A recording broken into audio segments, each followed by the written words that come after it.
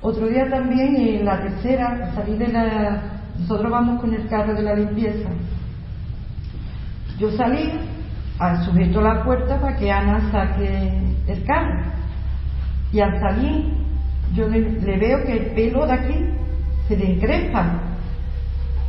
Pero no le quise decir nada porque no sé qué se asusta. Y empezó ella a mirar y mira. Dice, Lola, que me he enganchado. Ivana, que te he visto levantarse el pelo. Si me acaban de tocar la cabeza ahora mismo. 1:54. Podéis intervenir en ese proyecto Córdoba ya abierto en las redes sociales en Nave del Misterio para analizar los diferentes fragmentos de audio, algunos en diferentes ubicaciones que vamos a ir revisando, por si detectáis algo. Ayer mismo, en otro lugar de esa facultad clásica en el mundo del misterio, pero pocas veces ha vivido una noche como esta de investigación con permiso oficial para hacerlo, los propios vigilantes hacia las 2:30 de la madrugada vivían algo. Era testigo de todo ello nuestro compañero Javier Pérez Campo. Vivían y lo contaban así. Las 3 menos 10 habrá sido sobre las 2:30, ¿no? Sí, cuando habéis pasado por aquí, cuando venía andando por aquí, habéis pasado para allá, o para allá o para allá, ya no sé exactamente para en qué dirección ha sido. Justo, vamos, pasar por ahí y notar a los dos. ¿Y qué ha pasado? ¿Qué ha pasado? Como un lamento, un hombre quejándose. Sí, Esa cosa así, la ha quejado 2 veces y sacará, se ha peleado. Y nos hemos quedado los dos mirando. Y digo, David, ¿tú habéis oído lo mismo que yo? Dice, un hombre lamentándose, ¿no? Digo, sí. Y ya digo, bueno, y se lo he dicho, digo, vamos a ver si no salimos corriendo de aquí, ¿Y lo habéis oído por esta zona de... Estamos ahora mismo... Se ha oído como ahí al fondo, como para el claustro, una cosa así. Para la sala de grado. Por ahí me da la impresión. 1:55. En un lugar muy concreto. Javier Pérez Campos, compañero, buenas noches. Muy buenas noches. Esto ocurría ayer sobre las 2:30. Sí, ocurría además en la conserjería de este edificio. Ahí había 2 vigilantes de seguridad que estaban en el lugar cuidando y vigilando que nadie entrara al edificio, que no hubiera nadie más que nosotros.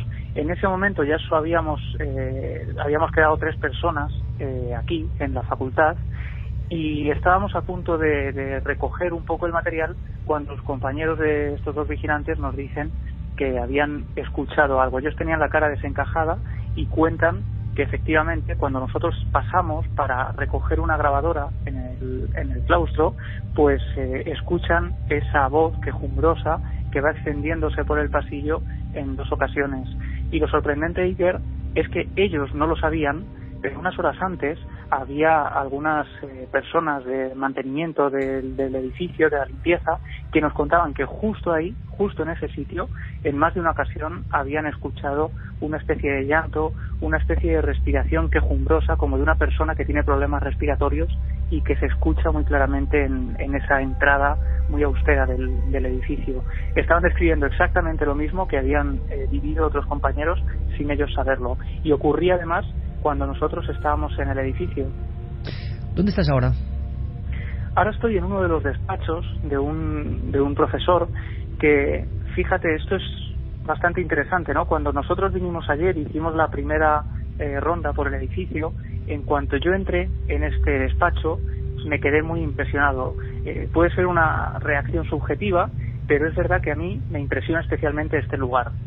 Se lo comento a los compañeros, a una de las personas que nos han facilitado el acceso a esa facultad, y lo que me dice, se mira como cómplice a uno de los estudiantes que había allí y nos dice que justo este despacho ocupa lo que antiguamente era la morgue del hospital y que aquí es donde traían a los cadáveres, que de hecho además venían recorriendo todo el inmenso pasillo que ahora está fuera de este pasillo, de este despacho, está completamente a oscuras, y los traían hasta aquí. Nos han dado un detalle además, que es que cuando remodelan el lugar en los años 80 para convertirlo en una facultad, cuando cierran la morgue y ponen aquí una pared, nos cuentan que la mesa de autopsias la colocan detrás del muro que conecta el claustro con este lugar, pues como una cosa emblemática, como una cosa simbólica, no saben muy bien por qué, pero que nos han asegurado que aquí detrás del muro que tengo aquí ahora mismo delante mía, está esa mesa de autopsias.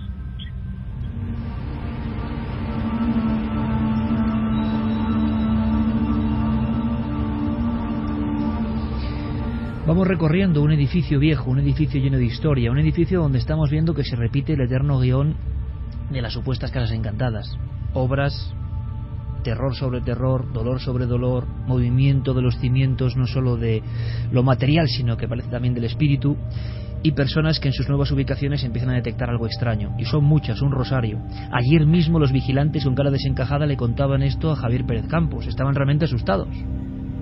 Sí, estaban asustadísimos porque este tipo de fenómenos, yo pensaba que ya no habían trascendido más, que aquello quedó en los recortes de prensa, en aquellos recortes que aparecieron en su día y nada más. Pero lo cierto es que cuando llegamos aquí y empezamos a hablar con personas de limpieza que dicen que hacen la ronda de 2 en 2 porque no quieren trabajar separadas, que hay gente de vigilancia que se ha negado a venir a trabajar a este edificio por miedo a lo que aquí ocurre, y además que siempre coincide en lugares concretos como este despacho en el que me encuentro ahora mismo, que pertenece a un catedrático.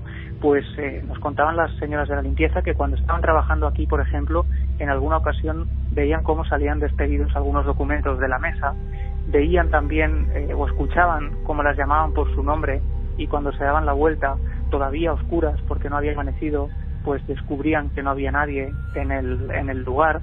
Y no solo eso, sino que, como te decía al principio, este despacho comunica con un enorme pasillo. Voy a salir ahora mismo a él, porque en este pasillo por el que traerían a los muertos cuando venían a esta sala en concreto, en este pasillo totalmente a oscuras que tengo aquí delante de mí, están unos enormes corchos donde los profesores colocan las notas. Estos corchos están cubiertos por unos cristales. Y lo que nos contaban es que algunos de los miembros de limpieza en este mismo pasillo, estando trabajando, habían observado una especie de nebulosa blanca que iba avanzando hacia ellos, y lo que nos cuenta una de ellas es que al llegar a este cristal es capaz de ver una especie de cara, que esa figura se está formando delante de ella, y llega a ver unos rasgos femeninos en este reflejo.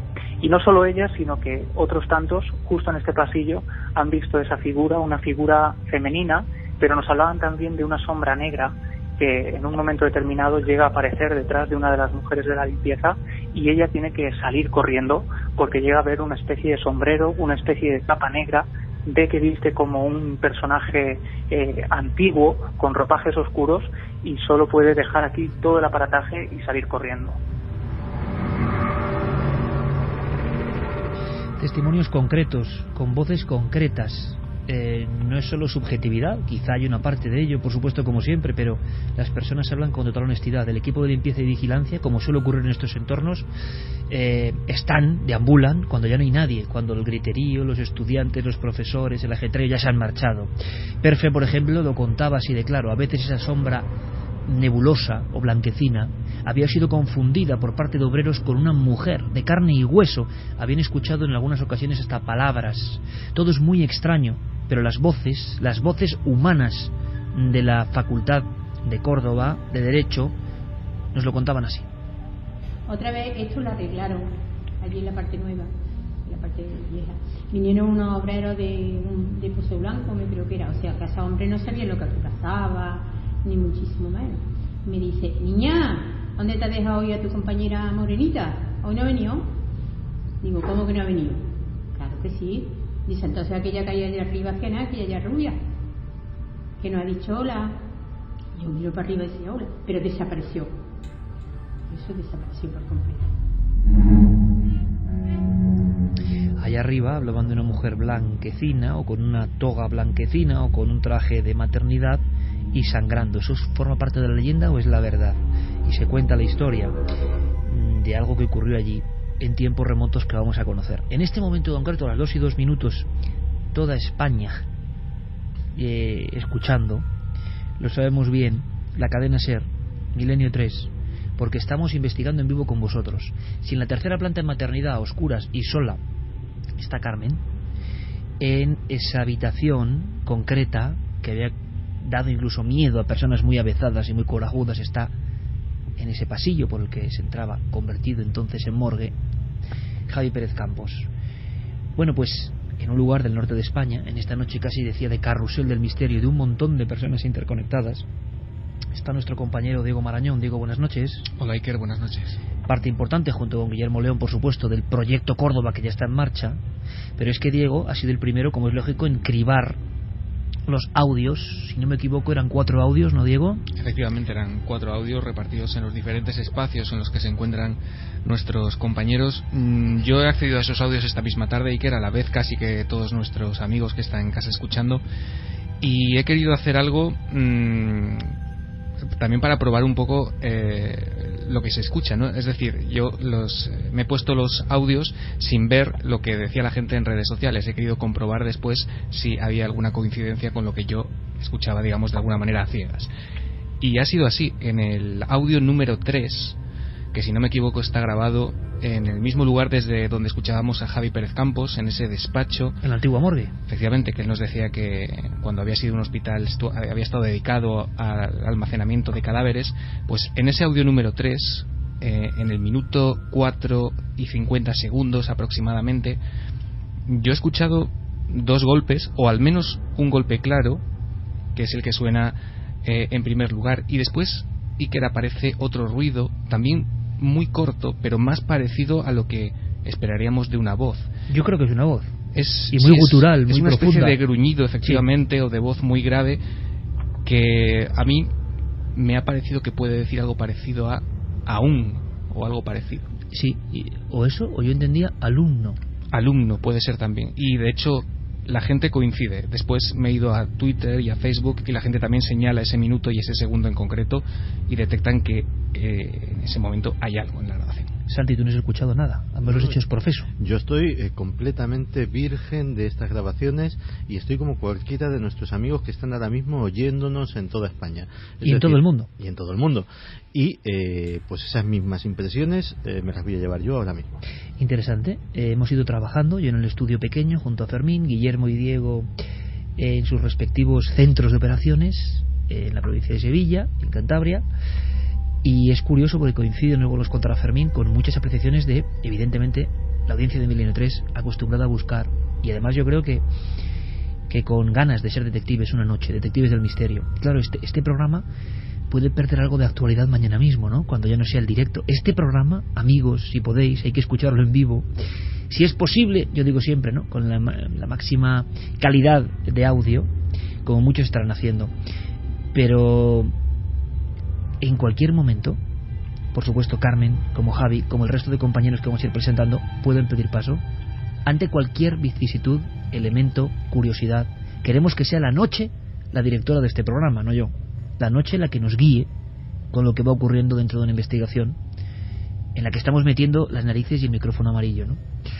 Esa voz de Diego, que Diego intercepta, escucha y que comparte con vosotros en cuanto a la descripción de que hay un golpe y una voz, es bastante clara. Noel nos la pone.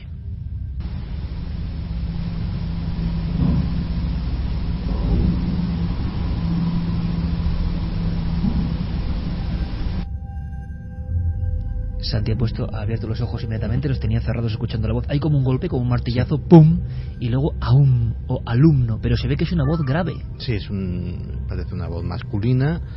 Y yo diría que incluso... Eso es algún teléfono, ¿no? Que ha sonado ahora, ¿no? Que habrá alguna desconexión o algo con algún compañero. Y yo diría que hay incluso 2 golpes. Uno antes, voz, y otro que remata la grabación. No sé si hay... También es que es posible que esté cortado justo... en todas las grabaciones se escuchan muy de fondo en ocasiones sonidos de tráfico, se oyen coches y se oyen motocicletas y probablemente, podríamos volver a escucharlo, pero quizá ese segundo golpe que detecta Santi se pueda deber al corte del propio fragmento ocasionado pues algún ruido del tráfico de la calle. Escuchamos de nuevo.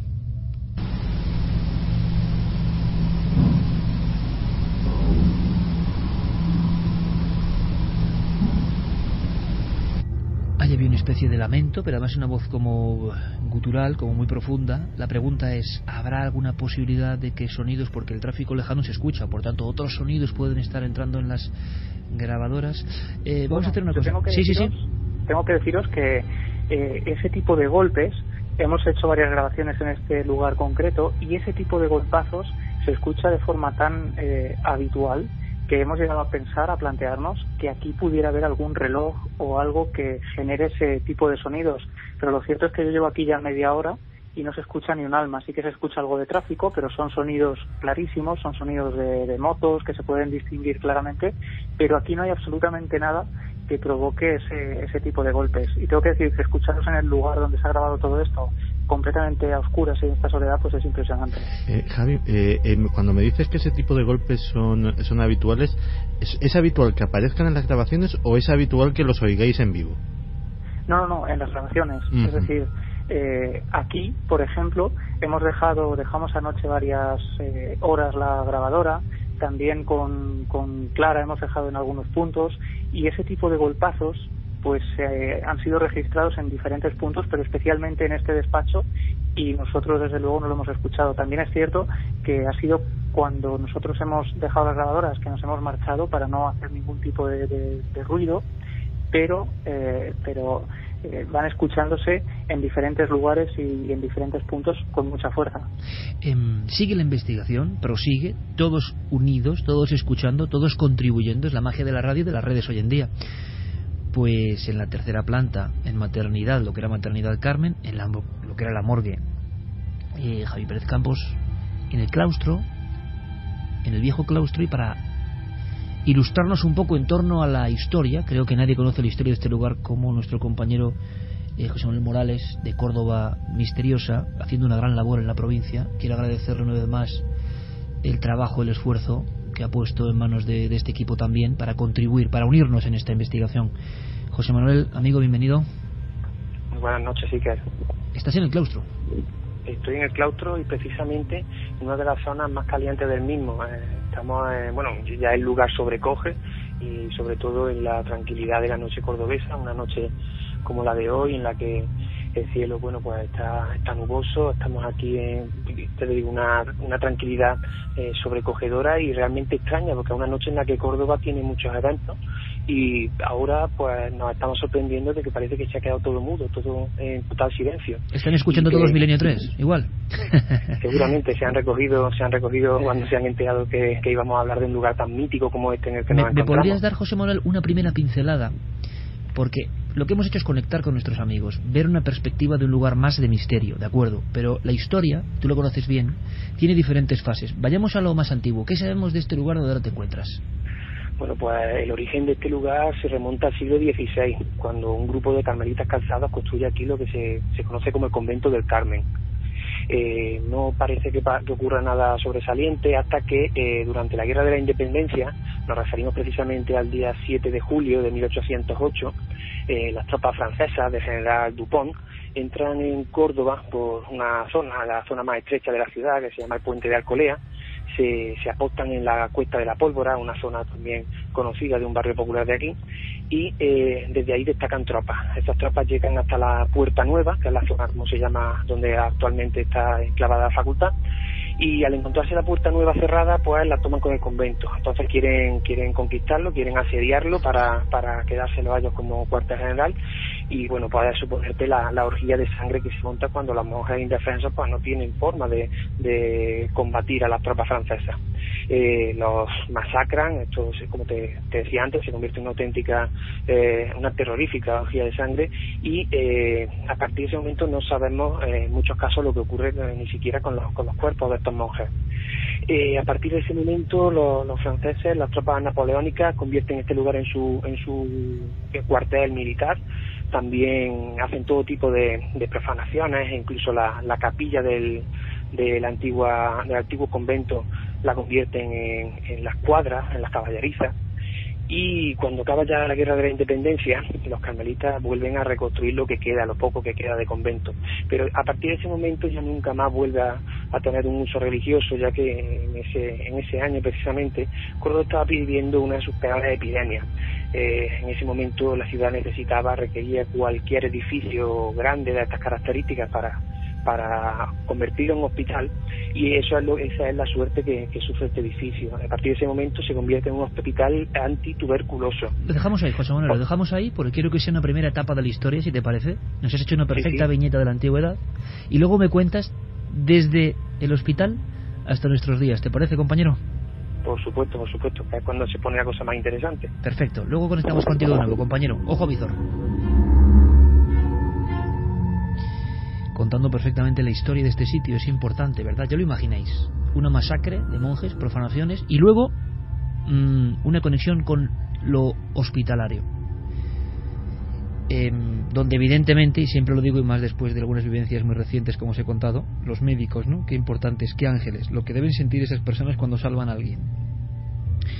Y lo hacen constantemente, y a veces no lo... son menos famosos, ¿no?, que otros, y van salvando vidas todos los días. Mi apoyo, mi abrazo a esos ángeles que tenemos de carne y hueso en tantos hospitales y que nos escuchan también. Curiosamente, en los hospitales, claro, no es como ahora. Hubo también una serie de necesidades y hubo una serie de precariedades, y en este lugar donde nos contaba José Manuel Morales han pasado muchas. Luego conoceremos la segunda etapa de esta historia que nos puede dar claves. Pero quiero marcharme a otro lugar que parece que está bastante marcado y donde han pasado cosas. Es más, donde Clara Tahoces, quien si no, ha logrado captar una vez más voces y elementos que vamos a escuchar. Clara, buenas noches. Pues buenas noches, Iker. ¿Dónde estás? Pues yo estoy en un sitio que se llama Salón de Grados, que está en la planta baja, y que es, para que los oyentes se hagan una idea, es una especie de aula con una tarima y un montón de butacas donde pues se deben impartir o clases o algún tipo de charla, porque también hay un proyector, y que es una sala donde hace bastante frío, por cierto. Y aquí por la tarde, cuando hemos llegado, hemos realizado pues una grabación de unos 40 minutos. Y bueno, antes de comenzar el programa, pues hemos hecho como una escucha rápida, vamos a decir así, no una escucha total, sino nos hemos ido a aquellos puntos donde pues se veía la alteración en la onda, con un programa de edición de audio. Y bueno, pues la sorpresa ha sido que se escucha una especie de grito que os hemos enviado ipso facto por correo electrónico a Fermín, y que se puede escuchar, nos lo pueden oír los oyentes. Es un grito también un poco extraño, es un grito como una especie de alarido, y es que luego Fermín nos va a contar, rastreando ya junto a miles de personas, ¿no?, que están analizando y cortando ese audio, ese material. Serán las psicofonías, junto con aquellas que hicimos de Dachau con Gaona, las más analizadas, ¿no?, por más personas de forma independiente y diferente. Se ha encontrado también unos alaridos y unos lamentos. Habrá que estar con el oído muy fino, pero parece que están ahí. Vamos a escuchar en esa aula donde está Clara, ese grito que se captaba. Clara, decías, ¿esta misma noche o ayer? No, hoy mismo. Hoy mismo. Esta misma tarde. Perfecto. Sí, escuchamos.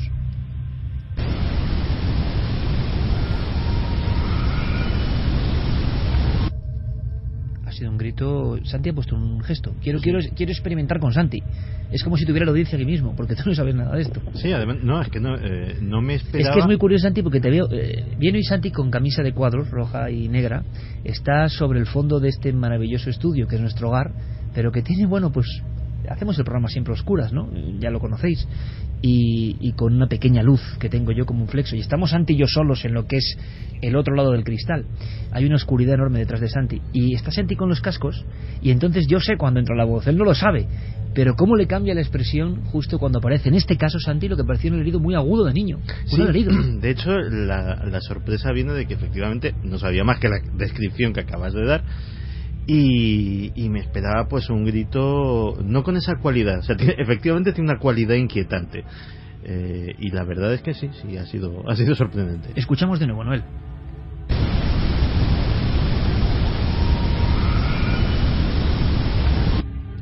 Es exactamente, a mi modesto entender, no quiero condicionar a nadie, el grito de un bebé cuando le duele algo de verdad, o sea, cuando tiene ese grito enrabietado que es más que llanto, y ese tono, o sea, es tono de bebé, como afilado, ¿eh? Sí. Es como un...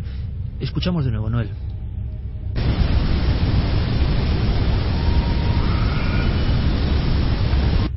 Yo no sé cómo se escuchará esto en la maternidad, en la tercera planta. ¿Qué nos puede decir Carmen? Sobre todo para una ronda rápida de cómo están transcurriendo los minutos.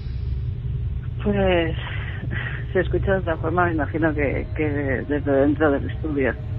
Sobre todo por luego cosas que os comentaremos y que gracias a una persona pues hemos podido experimentar aquí, que coinciden precisamente con esa grabación, con esos llantos de niños, muchos llantos.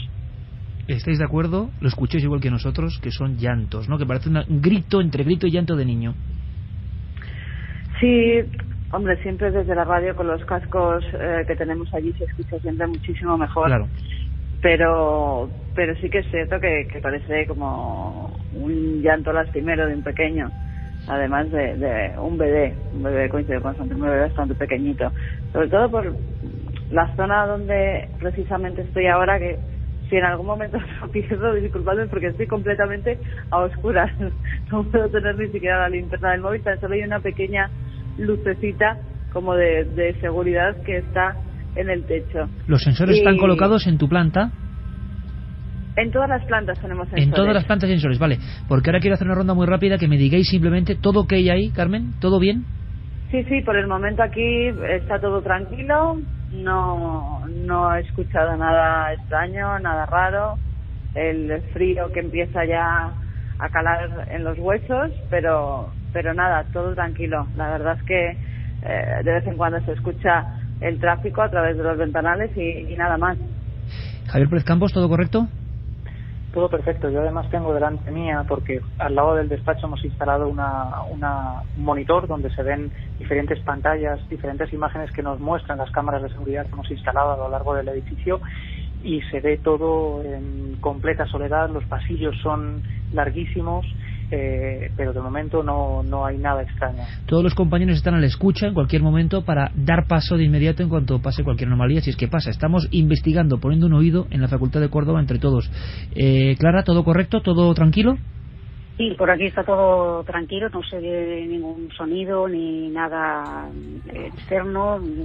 Está bastante aislada en cuanto a sonido y parece todo que está ok. Perfecto. Si cualquier oyente detecta cualquier cosa, que sea ya un bucle en la colaboración, en la interactividad de este programa, y nos informe, por favor. José Manuel Morales, creo que llega el momento de dar ese otro toque. Vemos este lugar cuando era ya hospital. Pues efectivamente, Iker, como comentábamos antes, a partir de mediados de los años 50, esto se convierte en un hospital antituberculoso, en un sanatorio antituberculoso. A partir de este momento podemos suponernos cuántas personas habrán fallecido aquí de dolorosas enfermedades, de largos padecimientos. Tras esta suerte, parece que el hospital en el año 50 se convierte en un materno infantil y en una casa cuna, es decir, aquí venían los niños al hospicio, y además aquí es donde las madres pues venían a tener a sus bebés. Podemos suponernos también, con la falta de asepsia de la época, pues qué cantidad de mujeres habrán fallecido después de hemorragia, después de algún tipo de enfermedad derivada del parto, e incluso cuántos bebés habrán podido nacer muertos. Ni siquiera eso, no quiero adelantar nada de lo que ha ocurrido esta noche de investigación, pero también podemos suponernos cuántos bebés habrán sido arrebatados de sus madres por ser hijos ilegítimos, o incluso bebés robados, que ya sabemos que se ha producido, un fenómeno que se ha producido en España desde hace muchos años. Después de esta etapa, como decíamos, del 50 al 75, ya se hacen las obras para adecuar esto a la Universidad de Córdoba, y en el año 82 es cuando se traen aquí la cátedra de Derecho. A partir de este momento, pues al principio levemente se empieza a comentar algo sobre el fenómeno, pero cuando parece que todo se desata es a partir del año 1995. Es entonces cuando en unas obras de remodelación de este claustro, donde comentábamos a los amigos que nos están escuchando que me encuentro en este momento, un claustro del siglo construido en el siglo XVI y que se ha remodelado recientemente, pues a partir de estas obras de remodelación es cuando en una de los laterales del claustro se cae una pared, y parece que aparecen una serie de huesos, una serie de restos óseos, que algunos, dice la leyenda, que podrían pertenecer a esos monjes que fueron masacrados durante la Guerra de Independencia. Sin embargo, también hay personas muy antiguas de la facultad que nos apuntan que junto a esos restos aparecieron una serie de vasijas y demás, o sea que podría eso, bueno, pues entrar un poco en conflicto con que esos restos fueran de las monjas. Pero lo que sí que es cierto es que donde yo me encuentro, justo junto a la pared que me encuentro, aquí aparecieron una serie de restos que pertenecían a personas, eso sí que es seguro. Y a partir de ese momento, perdona Iker, te decía que es cuando se desencadenan los fenómenos. Justo en el instante de las obras y del hallazgo de los restos. Efectivamente, es cuando ya no sabemos si es que antes se habían producido y la gente se lo callaba o no tenemos demasiado claro. Lo que sí que tenemos clarísimo es que a partir de ese punto, 1995, cuando se desata el fenómeno, cuando todos los alumnos empiezan a distraerse con el asunto de los supuestos fantasmas, cuando incluso catedráticos, bueno, pues no te lo quieren decir delante de la cámara, pero aseguran haber vivido fenómenos muy extraños, y cuando, como tú has dicho al principio del programa, personal de limpieza, personal de vigilancia ha sufrido el azote continuo de estos fenómenos, bueno, pues como estamos comprobando hasta el día de hoy. Luego te preguntaré algo más, José Manuel, porque son muchas las personas, tú has podido cribar un sinfín de testimonios de todos los niveles que hablan de encuentros con cosas, sonidos, visiones, es decir, no solo las personas de limpieza o vigilancia, ¿no?, sino otras personas que tienen además interés en saber qué ocurre en este lugar, y por eso también de alguna forma se nos permite la investigación. Y por otro lado también hubo en la antigüedad algo ahí que tiene que ver con la brujería, que luego quiero que me cuentes. Claro. Vamos, compañeros, con otra pata de esta investigación en vivo. Nuestros compañeros, son unos cuantos, en diferentes lugares, escaneando un entorno. Falta alguien, como sorpresa, falta alguien que, ojo, ya estuvo allí. Es una diferencia, pero luego lo vamos a presentar, aunque muchos... Puedo lanzar la pregunta ya. ¿Quién creéis que es? Que está con nuestros compañeros y que ya estuvo allí, que no es lo habitual. Ella siempre va a lugares de nuevas con nosotros. En este caso, para que haya una diferencia o para corroborar lo que se vio, hay alguien que nos va a ayudar. Antes de eso, Fermín, compañero, buenas noches. Muy buenas noches, Iker. 2:25. Tú te has llevado ahí algún que otro susto cribando la información, siendo de los primeros en analizar los audios, digamos, en blanco que nos enviaron nuestros compañeros. Pues sí, además, bueno, he estado revisando el Twitter, los cientos de mensajes que nos están llegando, viendo cuántas personas decían los mismos tiempos y lo que escuchaban. ¿Coincidían? Muchos coincidían. Vamos, la mayoría sí que se veía perfectamente que escuchaban algo, lo definían diferente, pero iban escuchando en determinados momentos de las grabaciones que algo ahí pasaba. Y yo estaba un poco pues leyendo los Twitter y viendo qué es lo que se oía, voces, algún golpe, no me llamaba mucho la atención, hasta que llegaba el tercero que he ido a buscar, que la verdad me ha asustado. Estaba yo solo en un estudio escuchándolo, me ha asustado. Sí, has llegado al mío, y estamos en los estudios. Al tuyo, es decir, quiero que escuches esto porque me ha impactado. Se escucha, yo creo que como un lamento. Es verdad que en ese corte de la grabación se oye un coche pasar, un motor de un coche de fondo, motor de un ¿no? coche, que es verdad que se repite en las 4 grabaciones, se ve perfectamente, se oye como hay veces que pasan coches. E incluso la gente, cuando escribía que escuchaba ahí algo, decía que podía ser, se preguntaban si podía ser fruto de ese coche, pero es muy raro porque lo vais a escuchar ahora. Yo no creo que sea fruto del coche. Se escucha varios segundos, no sé si son 20 segundos ese lamento. Hay un momento en que, claro, y es siempre la dificultad de esto, ¿no? Estamos con unos equipos que evidentemente son ultra profesionales, estamos con unas salidas de audio y unos cascos que nos permiten escuchar todo con gran nitidez. Alguien que va ahora mismo en un coche, que está no sé dónde, que la señal no llega muy bien, claro, dicen, ¿esto es que están diciendo? Os aseguro que se oye lo que se oye, no sé lo que es y si tiene explicación. Quizá la tenga, podamos llegar a una conclusión, pero aquí lo estamos oyendo perfectamente. Y entonces llega Fermín con esa información de una especie de lamentos como de hombre, creo yo, pero como de alguien que grita algo como que le duele. Es una cosa muy curiosa, porque es lo de siempre. Claro que soy un motor que de repente pasa lejano, pero es que eso está como en otro plano.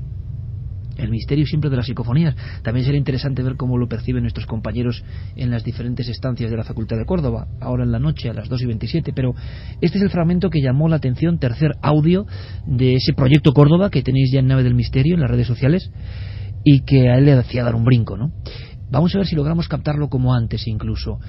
Son varios lamentos, no es solo uno, son varios lamentos antes y después del sonido del motor de un coche.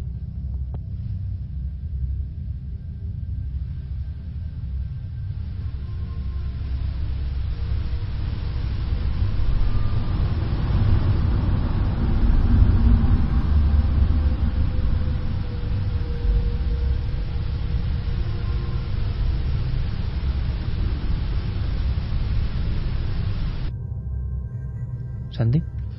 Hay antes y después, efectivamente. O sea, el sonido del motor es clarísimo. Como un Sí, y desde luego es un sonido muchísimo más agudo, muchísimo más nítido. O sea, es decir, el sonido del coche se percibe perfectamente que está entorpecido por las paredes, obviamente, que separan el micrófono del exterior. Y esto es raro. Esto es otra cosa. Escuchamos de nuevo, por favor.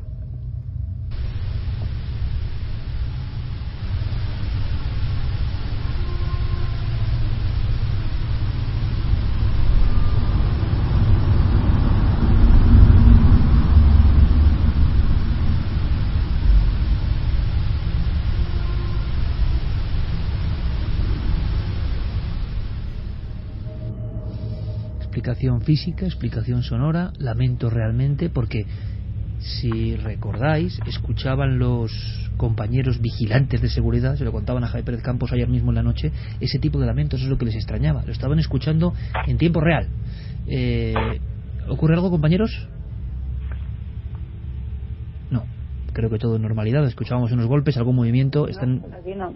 Vale, estaban nuestros compañeros moviendo, imagino, algunos enseres de la investigación. Fermín. Hay que decir que este corte se escucha en el primer audio, en el que se refiere a la primera planta, y ahora escuchándolo, la verdad es que la segunda vez que lo he escuchado ahora me ha dado otra impresión, pero podría ser como una sirena, como alguna de las alarmas que han podido poner los investigadores.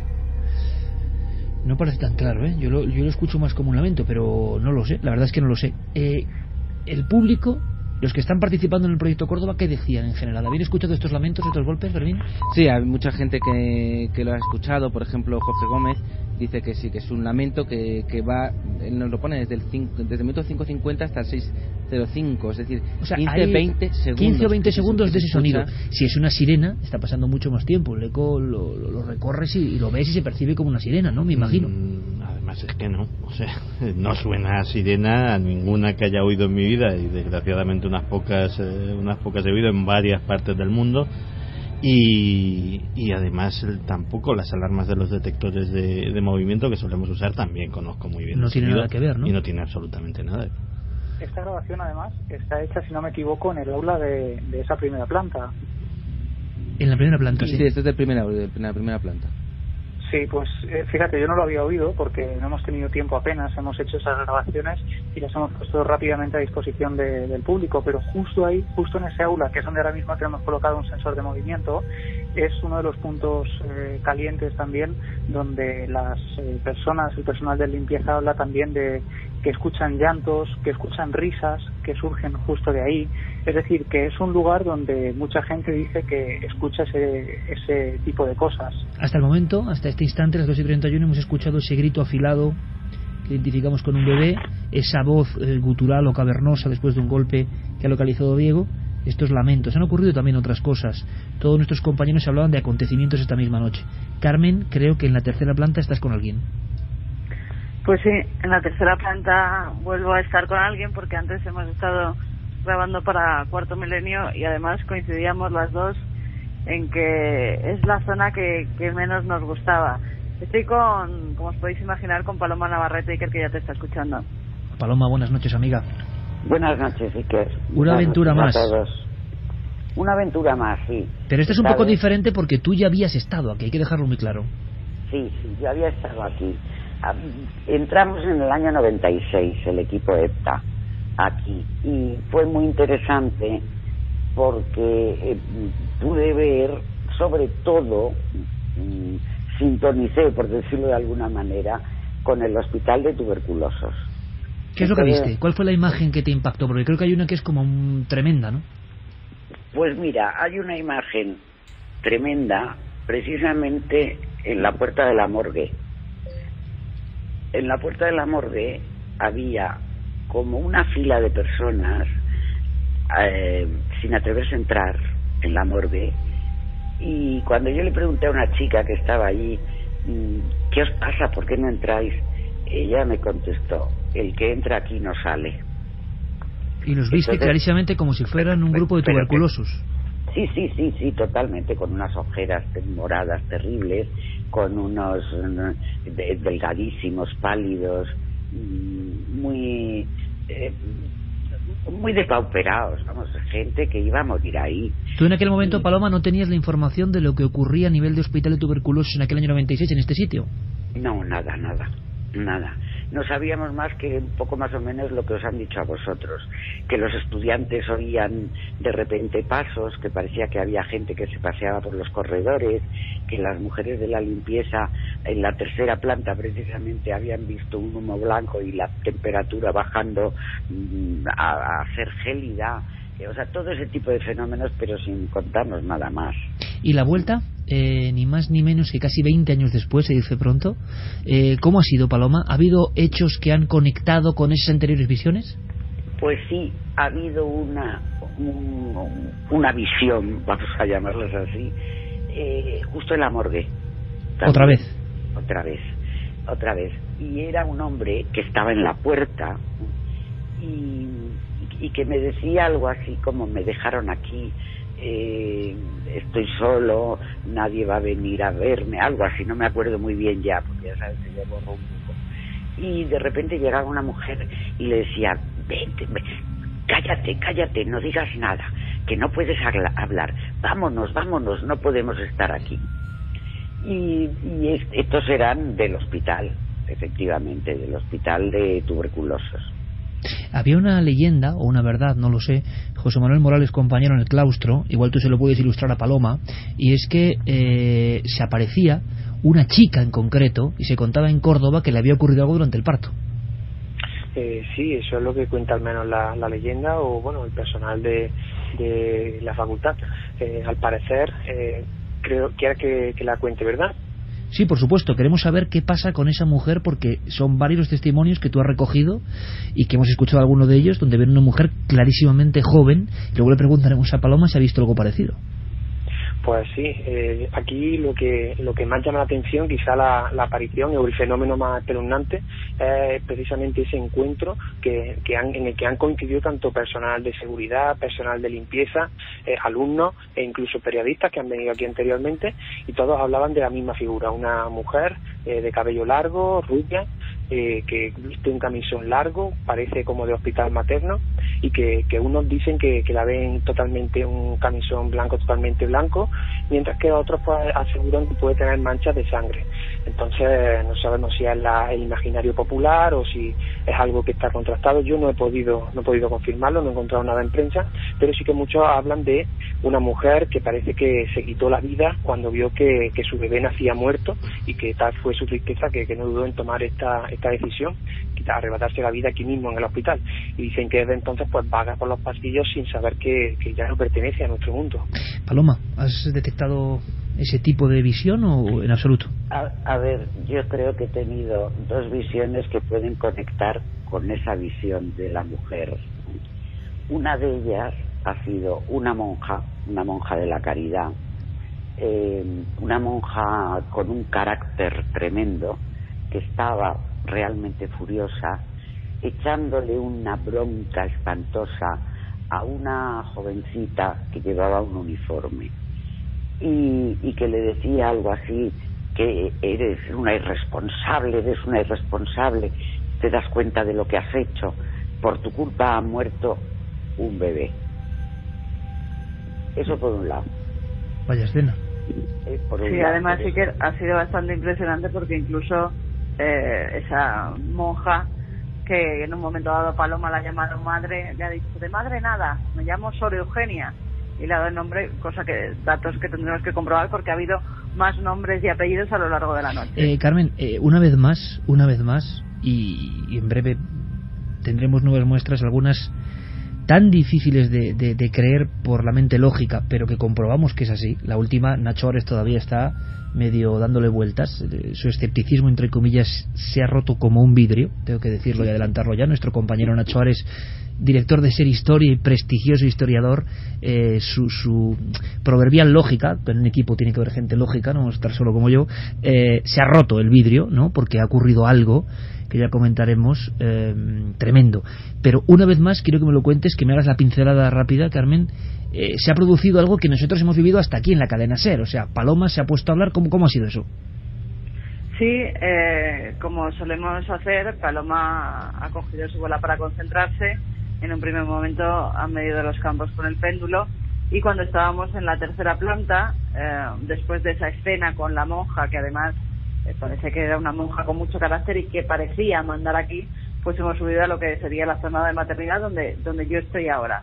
Paloma está en un pasillo más allá, donde las escaleras, y justo en este pasillo yo le he dicho, Paloma, es como que a mí me ha cambiado aquí la sensación, es tremendo. Y me dice, es verdad, aquí una concentración horrorosa, es donde más denso parece que está.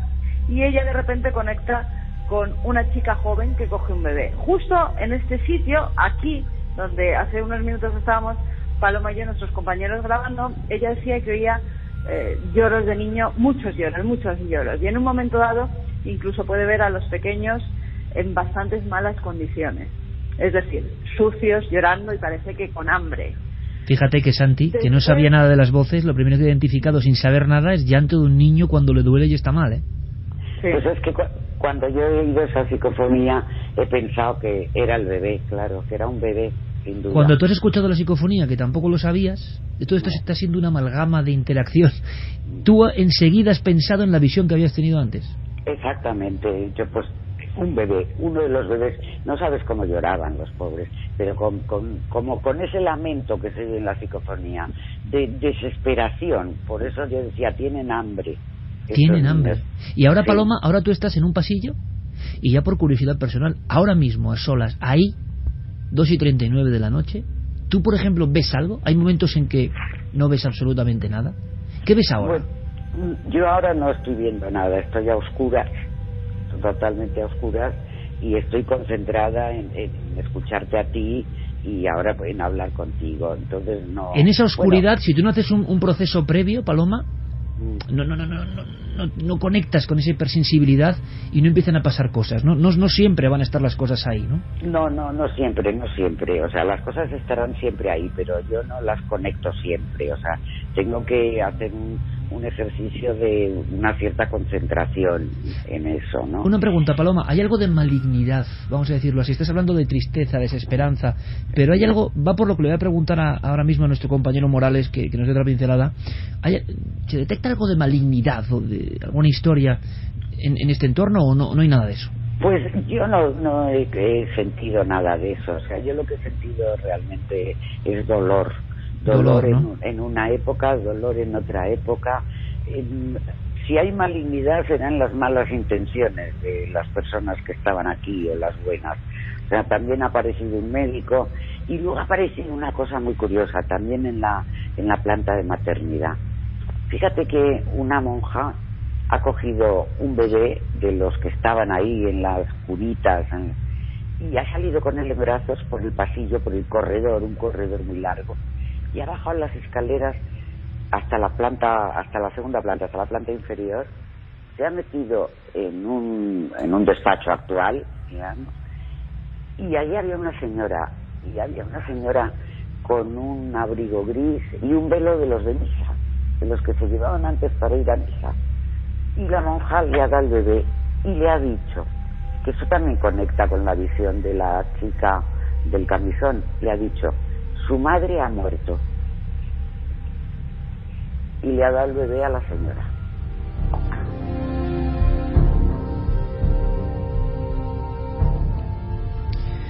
Todo un grupo. Compañeros, sí, ¿escuchamos? Sí, es que me llama mucho la atención porque yo no he estado en la experiencia de Paloma. ¿Sí? Y cuando estaba oyendo hablar de la visión que ha tenido, cuando ella hablaba de esa visión que ha tenido de unos niños como desatendidos, llorando todos, pues me ha venido a la cabeza otra escena que nos ha contado hace unas horas una trabajadora de este lugar, que nos cuenta que ella llegó a ver este lugar cuando fue casa cuna, y que una de las imágenes que se le quedan marcadas es como se ve a través de los cristales ese grupo de niños pegados casi unos a otros, llorando, desatendidos, con niños reales de carne y hueso que estaban ahí en esa época todavía. Eso es, que recordaban perfectamente pues ese tipo de detalles siendo muy jóvenes, ¿no? Noel, quiero sí, que... pero hay escucha. un detalle, Iker, que te tiene que acabar de contar Paloma, porque la escena final de lo que sería esa historia de ese pobre bebé, no sabemos si verdaderamente que la madre murió en el parto o por el contrario, como antes adelantaba nuestro compañero José Manuel, es la típica historia que se ha repetido, por desgracia, centenas de veces en nuestro país, de bebés robados, de gente Estoy pidiéndole, que tenía déjame que le pida en tiempo real a Noel que reserve de nuevo la voz del niño, que nos ha impresionado tanto, simplemente que la tenga ahí. Escuchamos, Carmen, dime. Sí, lo único, el cerrar esta historia, que te cuente Paloma la última escena que ha visto, porque yo creo que es clave para saber lo que ha estado pasando también en nuestra historia reciente, ¿no? En la historia de los bebés robados en España, que bien podría ser lo que ella ha visto. Pues ahora me lo cuenta Paloma, pero quiero que escuchemos de nuevo esa voz, quiero que nos conectemos de nuevo con esa voz, si es que... ¿Por qué? Porque es la voz que a Paloma también le ha impresionado, que ella no había escuchado. Ahora hay otra dimensión. Paloma nos ha contado que ella le ha impactado escuchar esto porque tenía que ver con lo que ella había visualizado, y después de escucharla, Paloma nos remata esta historia. Escuchamos, Noel.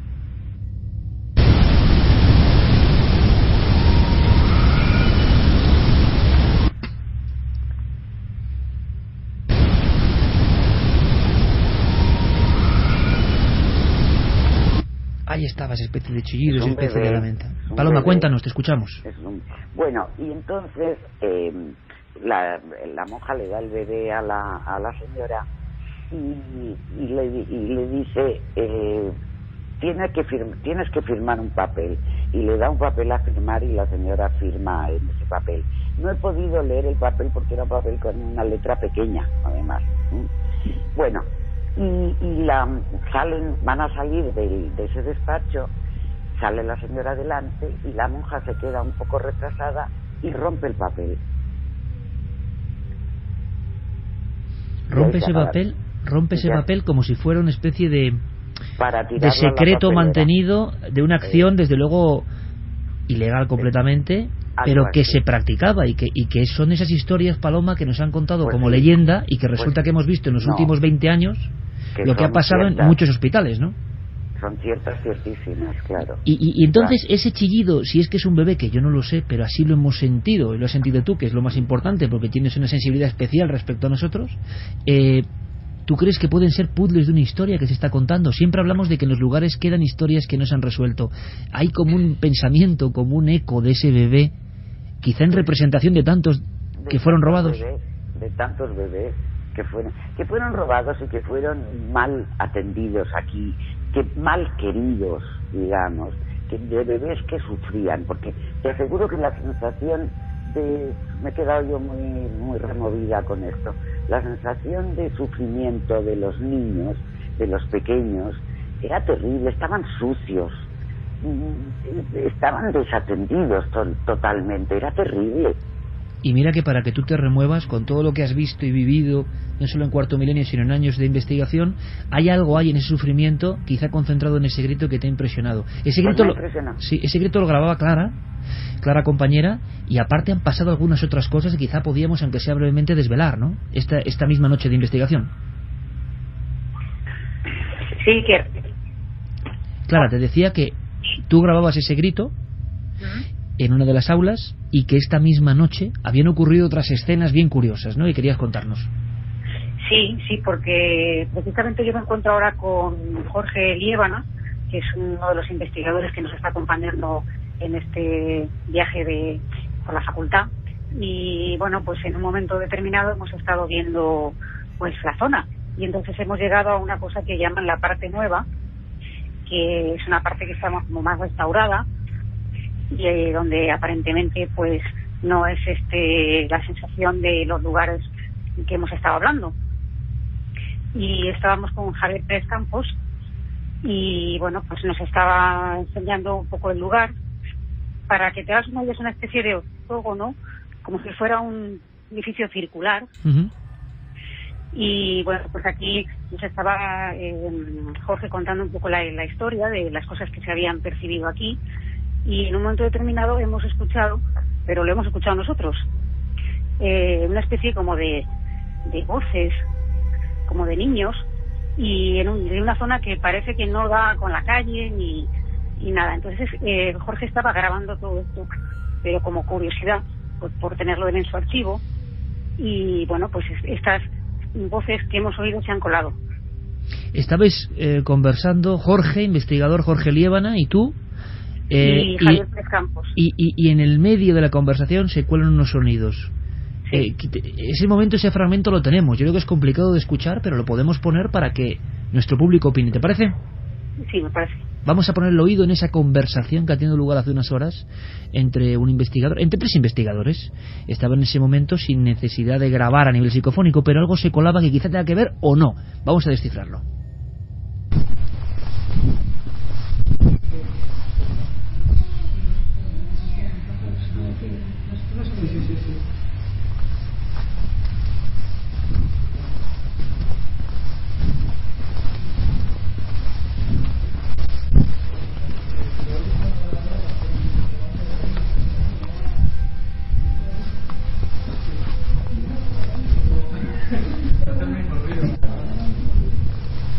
Que me dijo por el aparcamiento de esto, que la muchacha cuenta que estaba aquí sentada, pasando por un examen que tenía y tal, que por el rabillo del ojo vio pasar por aquí como una sombra, como un hombre, muy rápido, y cuando hizo así para fijarse, de pronto vio ahí arriba una sombra, pero una sombra muy nítida que se movía muy rápido, y le dio incluso tiempo de sacar el móvil, echar la foto corriendo y luego desapareció.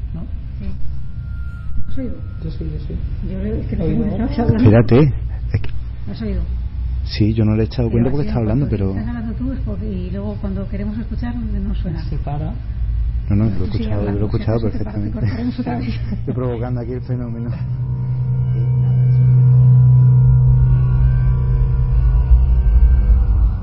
2:49, que hay una doble sensación. Yo en un principio pensaba que podían tratarse de algún tipo de ave, algún tipo de búho o similar, claro, no lo sé si hay acceso a arboledas con pájaros, claro, pero luego hay otro momento, estábamos Santi y yo aquí viéndolo, en que percibimos perfectamente que hay como unos sonidos, claro, muy difuminados, pero como de fondo de niños, de ese ajetreo de niños, ese sonido tan característico. Ahora, ¿podría haber una explicación más zoológica? ¿Qué opináis? Bueno, en la zona donde estamos, la verdad que no hay aves. No hay aves. Bueno, pues eso es un dato. Pues en esta zona no. La verdad es que sí que pues entonces sí que es tremendo, porque yo pensé que podía ser una zona más ajardinada o no.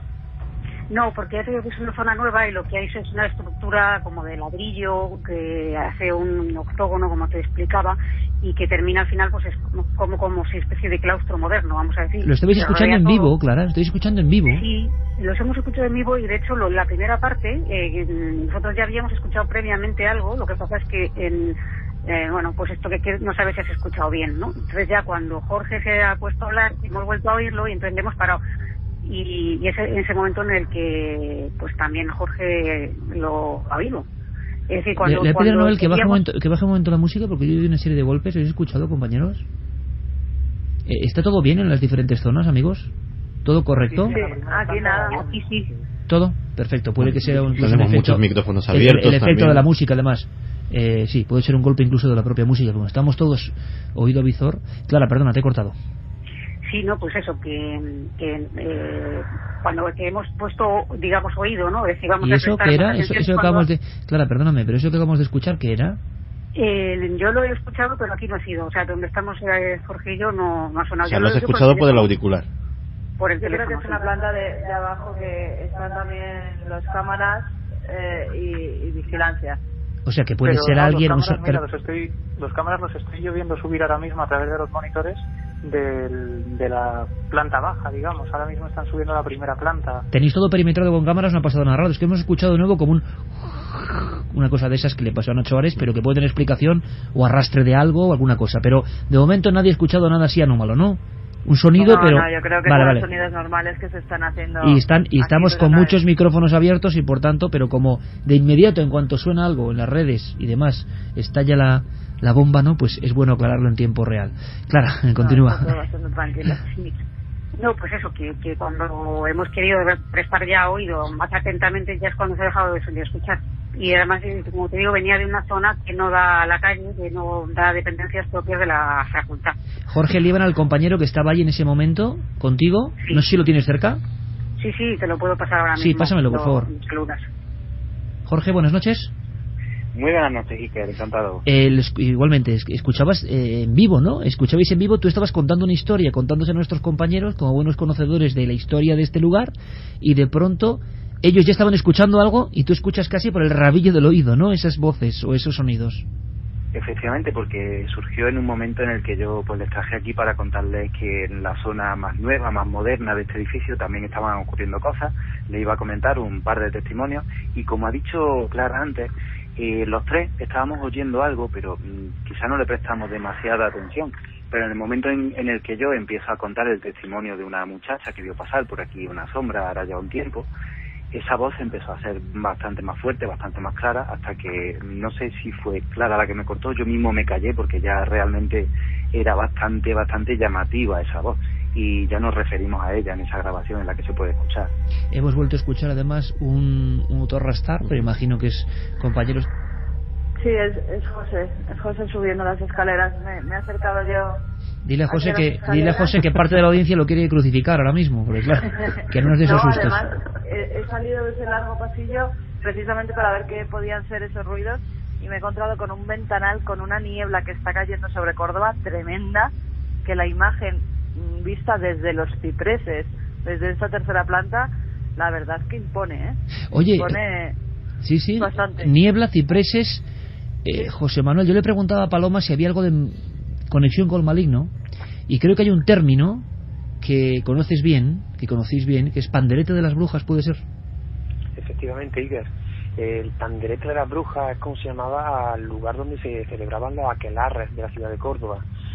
Todas las endemoniadas, todas las adoradoras de Satán se reunían en una pequeña plazuela que, si la ves a día de hoy, pues no tiene nada de misterioso, es un lugar alegre donde aparcan multitud de coches, pero que hace 5 siglos pues era el lugar elegido por todas estas mujeres que practicaban la brujería para adorar al demonio, para invocar incluso a los diablos y pedirle sus favores. Y estamos también en un lugar donde recientemente nos informaban los vecinos que a la hora de realizar obras, pues también, una vez más, para construir unas cocheras, pues parece ser que también aparecieron una serie de restos óseos. Algunos incluso nos apuntaban que eran de huesos muy pequeños, probablemente pertenecientes a niños. Entonces, bueno, pues eso podría quizás demostrar la celebración de sacrificios rituales en esa plaza tan perteneciente a la España mágica en la ciudad de Córdoba. La eterna historia, José Manuel. Quiero agradecerte muchísimo todo el esfuerzo, todo lo que estáis haciendo en Córdoba Misteriosa, que se está convirtiendo en un fenómeno en aquella ciudad, en aquella provincia, y nosotros estamos muy contentos de que gente muy honesta esté peleando por contar esto como parte del patrimonio inmaterial. Gracias, compañero, gracias también a Jorge Lieban. Amigos, gracias por ser nuestros guías ahí en Córdoba. Gracias a vosotros por invitarnos a participar en esta auténtica experiencia. Y veremos lo que sale de aquí. Ahora empezaremos a cribar toda la investigación. Gracias, compañeros. Gracias. Clara, gracias, compañera, como siempre. Seguimos con los oídos muy finos, prestos a todo lo que ocurra, y como tú bien has dicho, hemos calado el melón en las gráficas de momento, pero luego habrá que hacer el proceso y todavía quedan horas de investigación. Gracias, compañera, como siempre. Gracias a vosotros, buenas noches. Javi Pérez Campos, compañero, en la zona de la morgue, donde, bueno, Paloma tuvo esa visión, que es que cada visión de Paloma es para una novela, pero ahí estaba, es como un fragmento que se ha quedado y que quizá clama, no lo sabemos. Gracias, como siempre, amigo. Gracias a vosotros, un abrazo. Paloma, gracias, un abrazo muy fuerte, sabes que te queremos todo el equipo muchísimo y que disfrutamos investigando contigo. Va a haber sorpresas muy gordas y yo creo que quizá en lo de Córdoba, fíjate, estemos uniendo varios conceptos, varios misterios de España. No es la primera vez, estoy recordando las apariciones en La Cigüeña, en Valencia, donde se hablaba de una mujer a la que le habían robado el bebé, y esto sonaba Paloma a leyenda. Quizá hay más. Quizá las leyendas luego resulta que son historia. Gracias por contarlo con nosotros de esta forma tan maravillosa. Un abrazo fuerte, Paloma, un beso. Un beso, muchas gracias a todos. Y Carmen, muchísimas gracias por la investigación. Seguimos pendientes, cae la niebla sobre Córdoba. Hemos tenido un sinfín de compañeros, de voces, de despliegue, de historia, de misterio, y veremos lo que ocurre. Iremos cribando toda la información y veremos si realmente estos sonidos tienen una característica misteriosa, pueden ser explicados.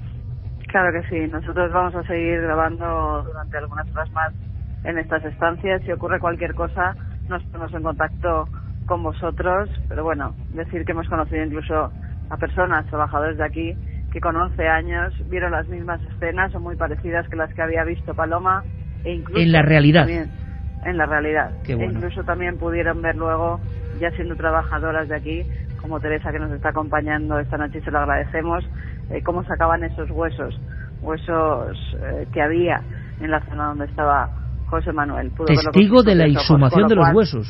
Exactamente, Madre con lo cual mía. tenemos todavía muchas sorpresas, así que... Pues sabes lo que pienso. Gracias, Carmen, un beso muy fuerte de todo el Muchos equipo besos. y mío en especial. De todas formas, claro, es exhumación de huesos, es historia antigua, es un grupo de amigos intentando simplemente, con todo el respeto, desenterrar una serie de cosas que están ahí interconectadas, con ese grito, con ese alarido que sorprendía a Santi Camacho, con esa otra voz gutural que llenaba de temor a Diego Marañón, o con esos lamentos largos y prolongados junto a un motor que hacían dar un brinco a Fermín Agustí y llegar hasta el estudio y decirme hay que poner esto. Bueno, hemos puesto todo eso a vuestra disposición. Ahora, gracias a Guillermo León, podemos investigar todos juntos. Gracias a él le dedicábamos un poco el programa por todo lo que está consiguiendo en la extensión del mundo de Milenio en las redes. Gracias a todos, compañeros. Si pasa cualquier cosa a lo largo de la siguiente hora, conectamos. Porque esto es Milenio 3 en la cadena SER, donde la magia es posible, donde toda España está de repente escuchando lo que pasa en el latido de un sitio, donde la historia nos habla a su forma, donde a veces las piezas de los puzzles encajan. Hablando de puzzles que encajan, ojo a lo que trae Santi Camacho. Efecto Tetris. Y no es el retromundo, que yo lo voy a dejar para dentro de una semana. Es la sección que quizá nunca empiece, porque la voy dejando, pero claro, estamos aquí tan solitos, Santi y yo, que le he dicho, vamos a aparecer dos carrozas hablando de nuestras cosas, ¿no? Pues pero el efecto Tetris es terrorífico. Pues será... Ahora, ¿cómo va a ser escuchar la sintonía del Tetris al volver? Pues fíjate, puede ser algo realmente impactante. Os dejamos con Carlos Cala y con toda la información en la cadena SER.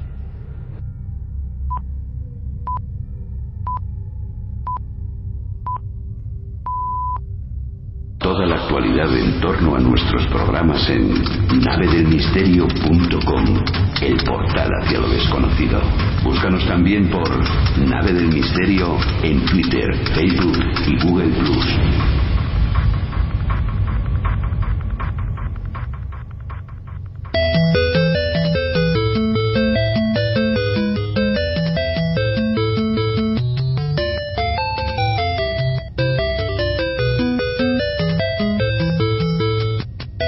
Dice Noel Calero, Game Boy absoluto. Digo, tú eres muy moderno. Yo esto lo recuerdo en las recreativas. Y ahora mismo estaba viendo Insert Coin y como un ruso bailando con unos cuantos píxeles. Esto parece retromundo ya. Tetris. Algo que va mucho más allá del juego, os lo aseguro, y pura conspiración.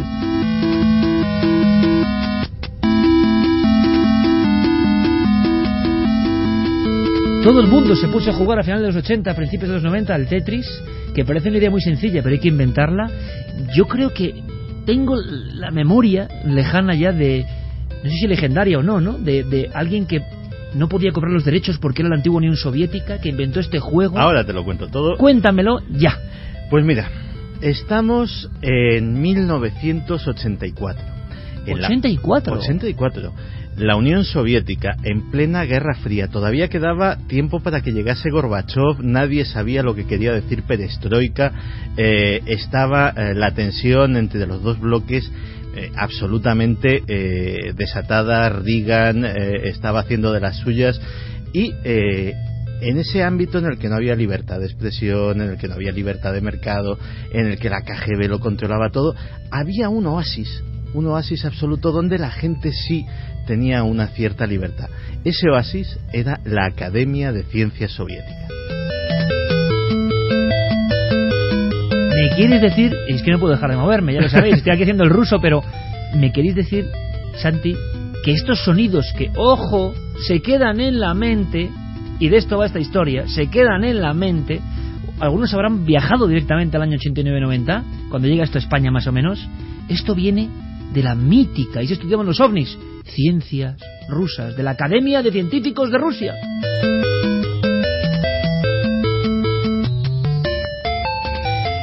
Y allí en la Academia de Ciencias Soviética había un instituto soviético de computación.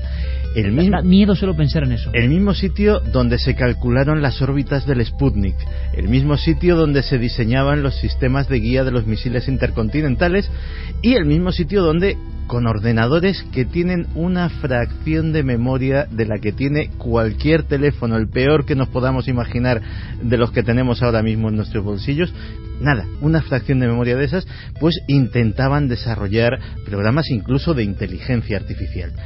Allí había un programador especialmente dotado, todo el mundo le tenía como un genio, pero era un libre pensador. Se llamaba Sergei Pazitnov. Repite. Sergei Pazitnov. Por favor, un homenaje. Ese nombre tiene que estar para la historia. Pues este hombre era el típico que hay en todas las organizaciones, que iba un poco a su bola, que tardaba en entregar los trabajos, pero que tenía un talento que todo el mundo reconocía. Un Jobs en potencia en soviético. Un Jobs soviético.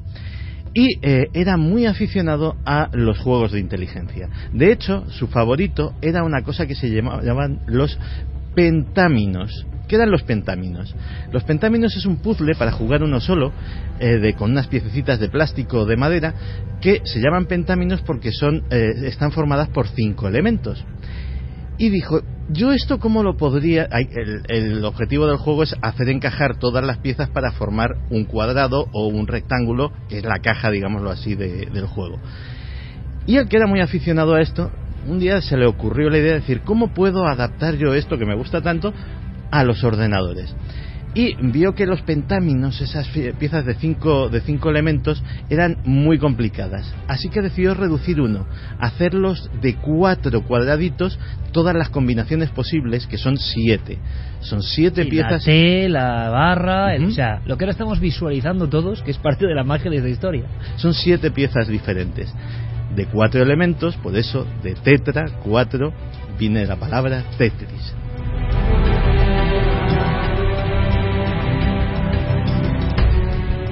Lo programó en una tarde, en solamente una tarde. Era un programa muy básico, con unos ordenadores muy sencillos, con unos gráficos absolutamente demenciales.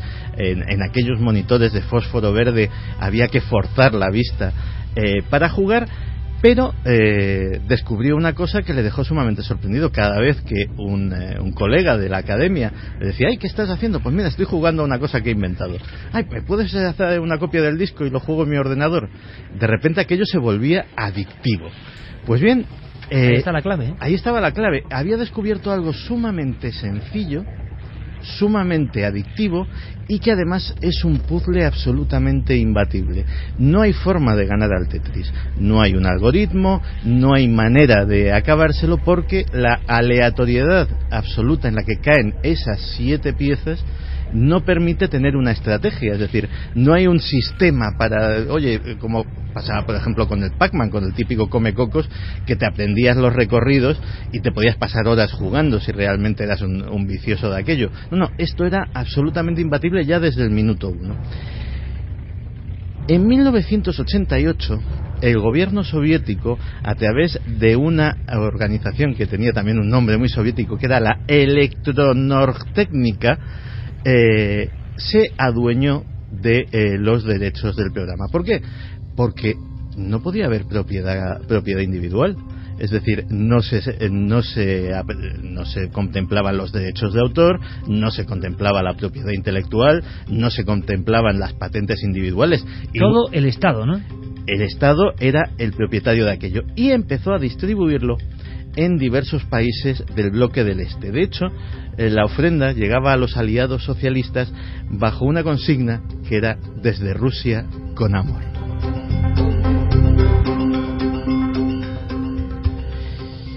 El dedo de la burocracia soviética además dictaminó que aquello no podía salir del telón de acero. Era un tesoro patrio, era el entretenimiento comunista por excelencia.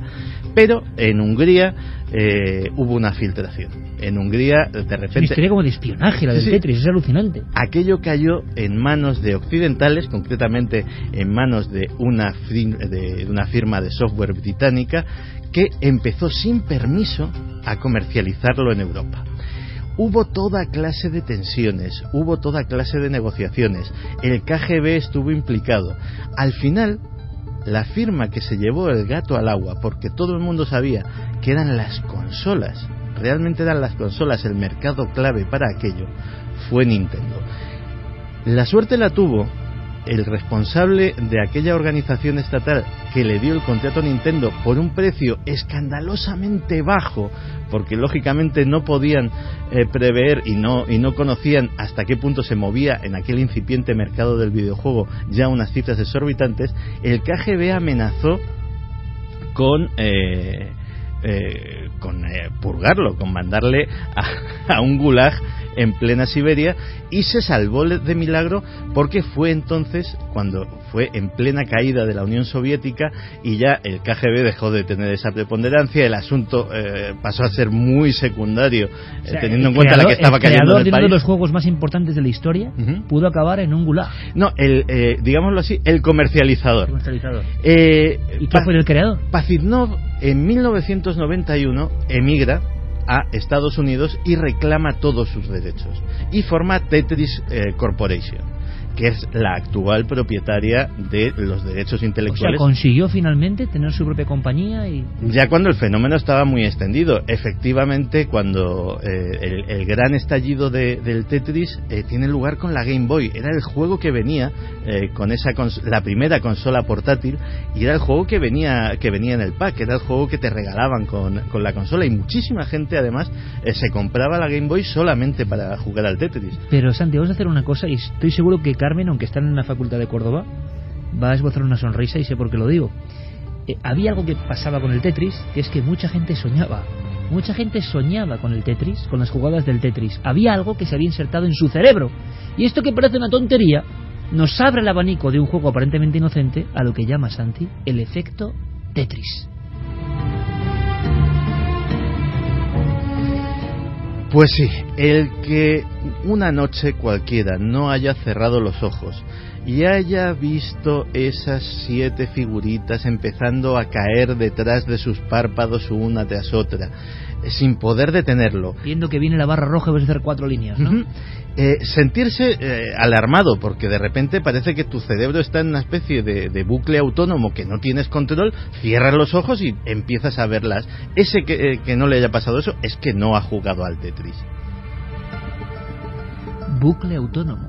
Sí, y es que es realmente lo que es. El efecto Tetris es, digámoslo así, la habilidad, se detectó con el Tetris, pero en realidad es la habilidad de cualquier actividad que una persona le haya dedicado algún tiempo, o que sea especialmente exigente con el cerebro, para controlar los pensamientos e imágenes mentales, y sobre todo los sueños del individuo. Pasa con eso, pasa con el Tetris. Pero entonces, Santi, permíteme una especie de obsesión. Sí, pero... que se repite cíclicamente y constantemente durante el sueño. Pero es algo, lo que lo hace más angustioso es que es algo que escapa del control autónomo. Tú, cuando te obsesionas con algo, decides pensar en ese algo, o decides darle vueltas a ese tema, o decides hacer recurrentemente la misma cosa. Esto ya es al margen de tu voluntad.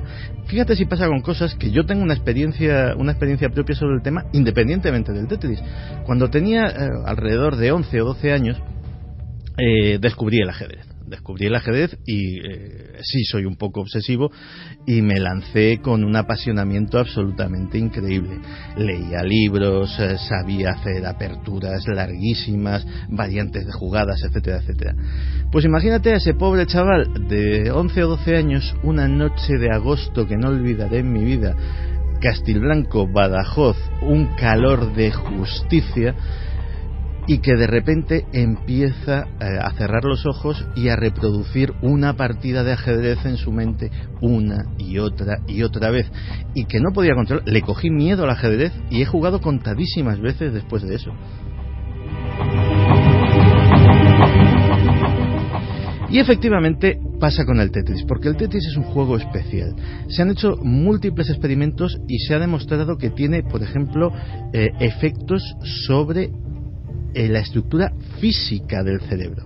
Jugar al Tetris engorda el tamaño de la corteza, el grosor de la corteza cerebral. Claro, imagino que se desarrollan una serie de reflejos y de aptitudes constantemente, es decir, de ejercicio mental fuerte, ¿no? Sí, mejora en general todas las aptitudes cognitivas, entre otras cosas porque es algo que no existe en el mundo. Es decir, es una actividad tan sumamente abstracta pero a la vez concreta que obligas al cerebro, es como cuando aprendes a tocar un instrumento musical, obligas al cerebro a generar una nueva serie de sinapsis, una nueva serie de conexiones absolutamente inéditas, y eso en sí mismo es un ejercicio, hasta el punto de que se ha medido que cuando se aprende a jugar al Tetris, y eso forma parte de la adicción, el consumo de glucosa del cerebro se dispara y se multiplica por 7. Según vas cogiendo habilidad en el juego, vas consumiendo menos glucosa, también va produciendo menos dopamina, con lo cual necesitas jugar más tiempo. Pero, digámoslo así, que el efecto sobre el cerebro es enorme. Sucede con el ajedrez, sucede con los empleados de las hamburgueserías. Tú imagínate un lugar donde se lleva a cabo un trabajo muy estresante, muy rápido y muy mecánico. Cojo hamburguesa, pongo lechuga, pongo pan, salsa, cierro el pan, hago el paquete, y cuando ya lo estás metiendo en la caja, automáticamente hay que volver a hacer eso una y otra. Pero eso es como una cadena de montaje o de envasado. Efectivamente, pues esa gente muchas veces llegan a su casa, cierran los ojos y de repente se les aparece la lechuga, el pan, la hamburguesa, la salsa, y repiten una y otra vez el proceso en su mente.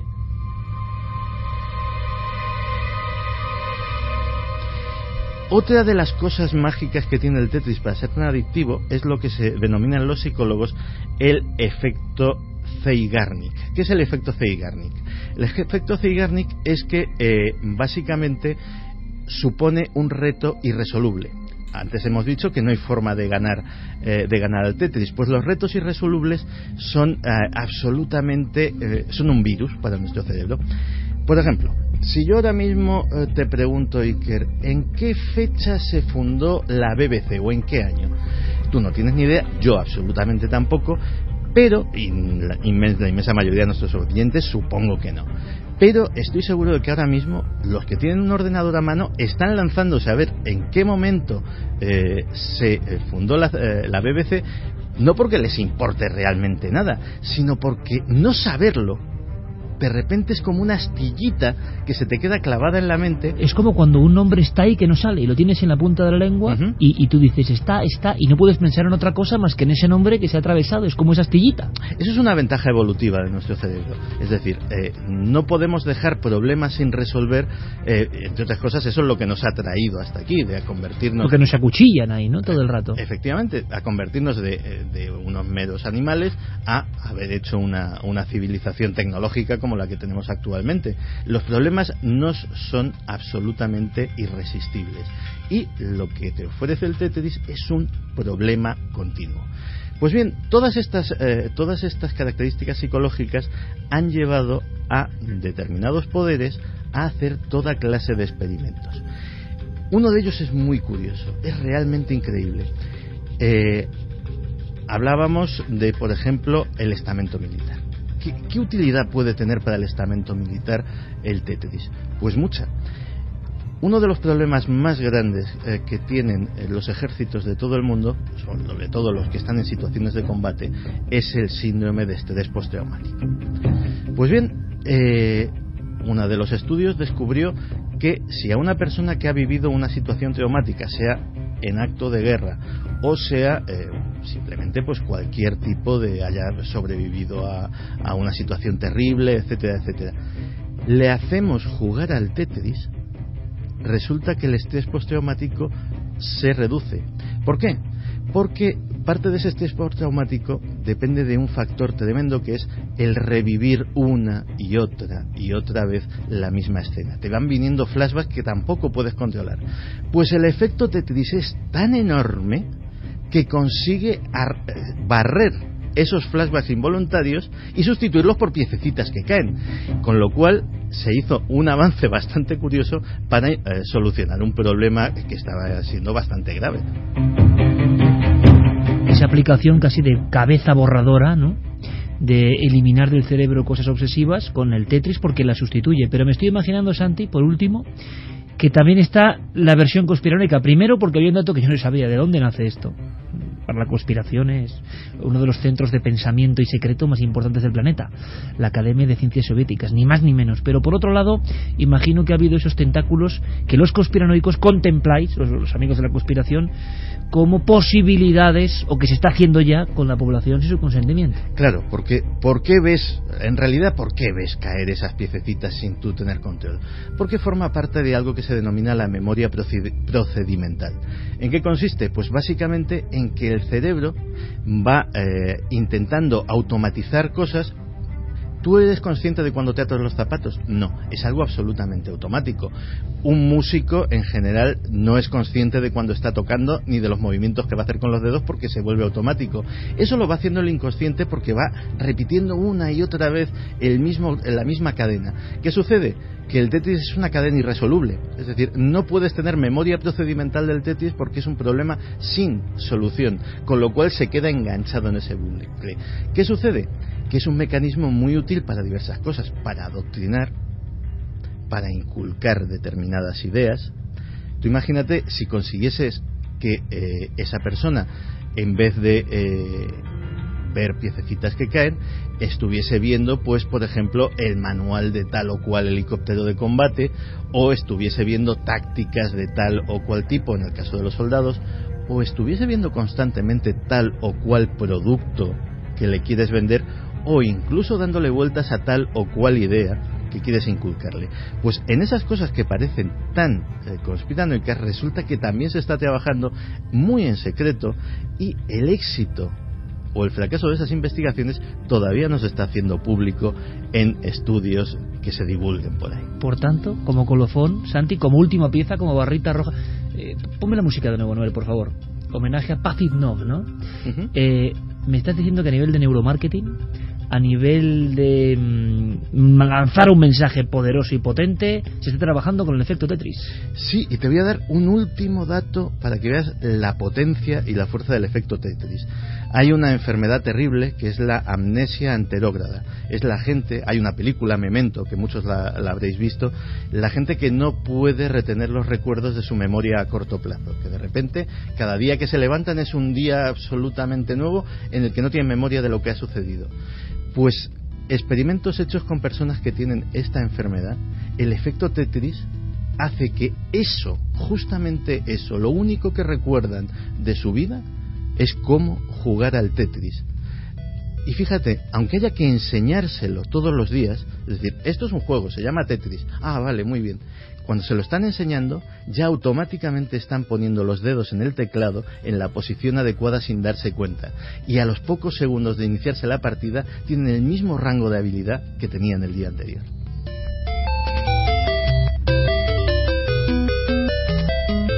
Yo creo que aquí hay una clave. Primero, porque esta música no se va del cerebro. Segundo, Academia de Ciencias Soviéticas. Lugar y patria de personas como Kazantsev o Zaitsev en su día, estudiantes de la Academia de Ciencias Soviéticas, buscadores de ovnis, o de Leonidas Kulik, el hombre que fue a la Tunguska a ver qué había pasado. ¿Qué no sabremos todavía de este inmenso lugar, de este Silicon Valley secreto en la Unión Soviética? De ahí salió esta música. Diego Marañón, por cierto, compañero, ¿tú le pegabas al Tetris o eres demasiado joven? No, yo le pegaba al Tetris, yo soy un chico Game Boy, y tengo que deciros además, por si no lo sabéis, que Tetris es trending topic ahora mismo en España. Caramba. ¡Toma! Somos únicos, esto ya es Retromundo, gracias a Santiago Camacho. Por cierto, y nos vamos hacia lo cósmico. Diego, ha habido declaraciones, nos lo cuentas en un reportaje que es muy interesante, que tiene que ver con Twitter. Ha habido algunas declaraciones por Twitter recientemente con el tema OVNI. No os perdéis mañana Cuarto Milenio. Llegan ecos de Roswell muy interesantes, de fotografías perdidas, fotografías extrañas. Estará con nosotros Javier Sierra. Tendremos las fotografías, las analizaremos, comentaremos qué se está cociendo. Veremos las diapositivas originales, que yo creo que es muy interesante.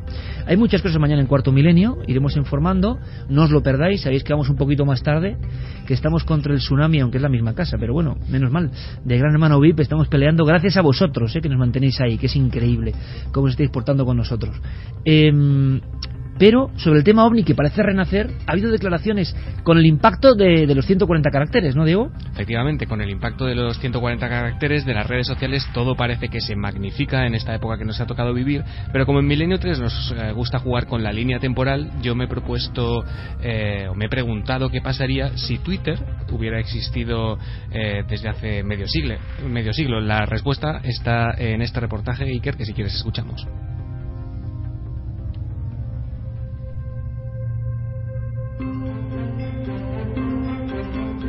Lo más leído en nuestra web en 2014. ¿Recuerdan los informes sobre fenómenos extraños en el cielo durante los años 50? Fuimos nosotros. Suena casi como una sentencia, como un puñetazo en la mesa. Y sin embargo, ese tuit de la CIA, publicado el pasado 29 de diciembre y retuiteado casi 2000 veces desde entonces, es tan solo el penúltimo ejemplo de cómo organizaciones, altos cargos e incluso presidentes de los Estados Unidos se han pronunciado en público ante el fenómeno de los no identificados. Pero, ¿y si Twitter hubiese existido desde los años 50? Quizá entonces alguien hubiera recurrido a la cuenta del presidente para preguntarle su opinión sobre las misteriosas luces que en julio de 1952 sobrevolaron Washington, llegando incluso a la portada del New York Times. Esta habría sido la respuesta de Harry S. Truman en poco más de 140 caracteres. Oh, sí, hemos discutido cada dato que tenemos con los militares y nunca han podido darme un informe concreto sobre esa materia. Siempre surgen teorías de ese tipo, platillos volantes y esas cosas, ya sabe.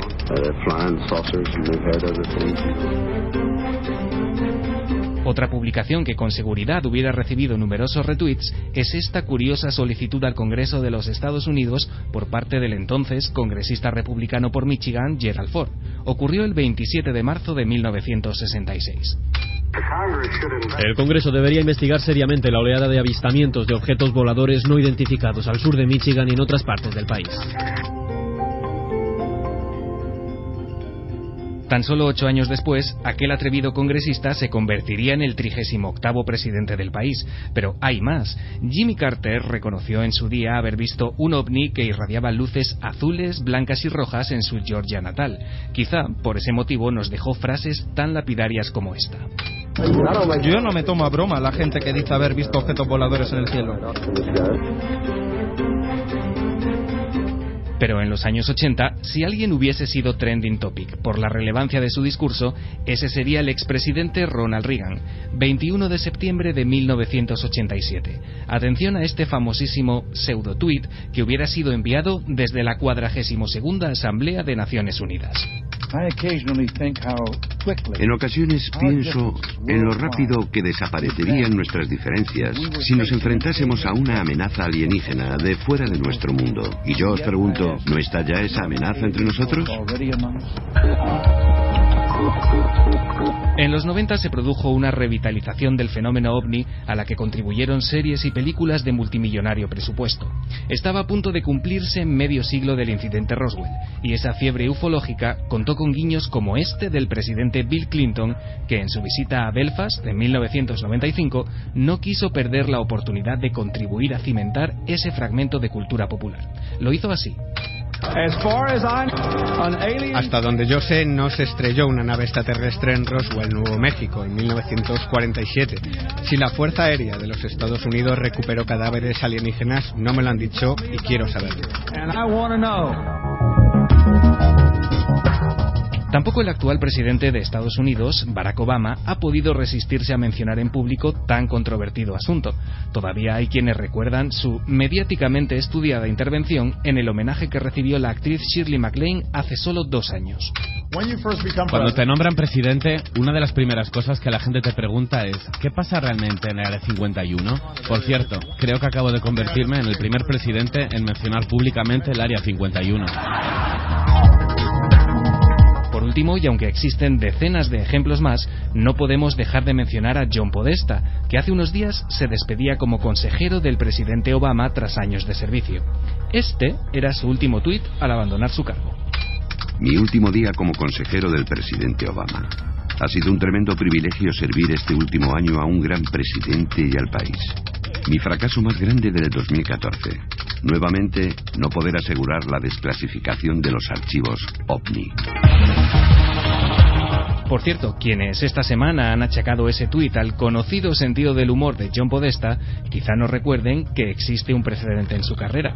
Tuvo lugar durante una rueda de prensa en 2002, cuando las redes sociales aún eran una utopía. Creo que es hora de abrir los libros en las cuestiones que han permanecido en la oscuridad sobre la cuestión de las investigaciones del gobierno de ovnis. Es hora de saber la verdad de lo que sucede ahí fuera. Deberíamos hacerlo porque es lo correcto, porque francamente el pueblo americano está preparado para asumir la verdad y sobre todo deberíamos hacerlo porque lo dice la ley.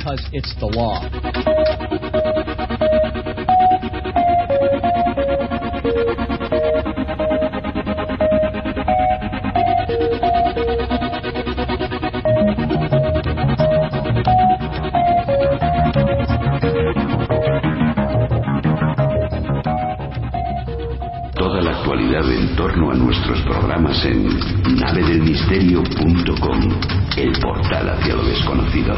Búscanos también por Nave del Misterio en Twitter, Facebook y Google+.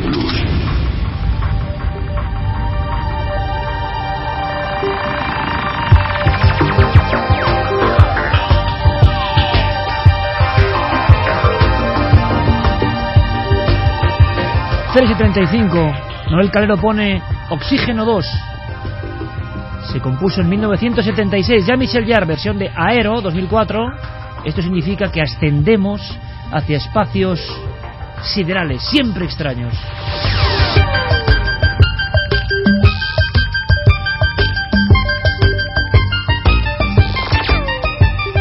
Para mí este tecleo, esto que hace Michel Jarre no puede hacer nadie más, o lo hacía en 1976 casi en una cocina con un montón de sintetizadores.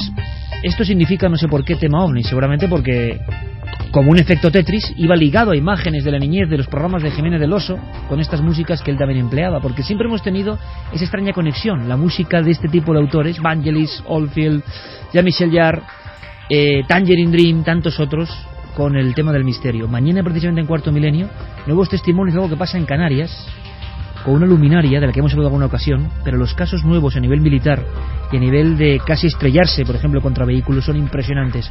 Mañana voces de personas que creían que iban a morir al colisionar con la llamada Loop de Mapasca. No os lo podéis perder. Y algo que puede ser tremendo. Sabéis que nosotros hablamos de todo tipo de figuras, por ejemplo de Federico García Lorca, y se ha descubierto una especie de curiosísima amistad entre Lorca y José Antonio Primo de Rivera. José Antonio Primo de Rivera tuvo una serie de sueños premonitorios y una serie de cuestiones secretas que 80 años después de su muerte han salido a la luz por parte del periodista José María Zavala. Pues mañana este personaje tan incómodo, inquietante para muchos, este personaje clave en un momento de la historia de España, va a revelarse como un gran contenedor de misterios. Todo eso mañana en Cuarto Milenio. Y también quiero informaros, por supuesto, de esa Expo 2015 que está ya ahí, quedan menos de 2 meses, parece mentira. Palacio de Linares del 13 al 26 de abril. Y tengo que decir que es verdad que los fines de semana, sábado y domingo, ya está todo agotado. Viernes por la tarde también, pero ojo amigos, yo creo que no os lo debéis perder. En 3 semanas todavía hay sitio. En Taquilla Mediaset, en ikerjimenez.com, en navedelmisterio.com, en 4.com, hay un sinfín de redes y de lugares para poder acceder a vuestras entradas. Yo no me lo perdería, porque vamos a hacerlo con todo el cariño y va a ser algo mágico. Siempre me acuerdo de la gente que ha hecho nacer su vocación, como Joseph Campbell, en un museo, de los niños que en un museo, viendo una pieza de algo, decidieron que su vida tenía que ir por ahí. Ojalá lo consigamos con esta exposición. Estamos ya en el cosmos, compañero Santiago. Estamos ya flotando sobre ese mar de estrellas increíble. Y resulta que dicen que en las alturas, como siempre con estas noticias hay que tener un poco de cuidado, se abren botellas de champán ya en las redes sociales y a veces, no sé, hay que ser cauto. Pero se habla de una esfera, se ha reproducido en todos los medios de comunicación, una extraña esfera, y yo quiero saber la verdad. Pues sí, tengo la foto aquí delante, es una foto de microscopio electrónico. Y la verdad es que si no fuera en blanco y negro y se colorease un poquito, podría ser obra de cualquier artista abstracto o cósmico, ¿no? Pues bien, la historia es curiosa y efectivamente es para cogerla con pinzas, pero tendremos que fiarnos de lo que se dice. La Universidad Británica de Buckingham, perdón, iba a decir de Birmingham, no sé, se me había ido el santo al cielo.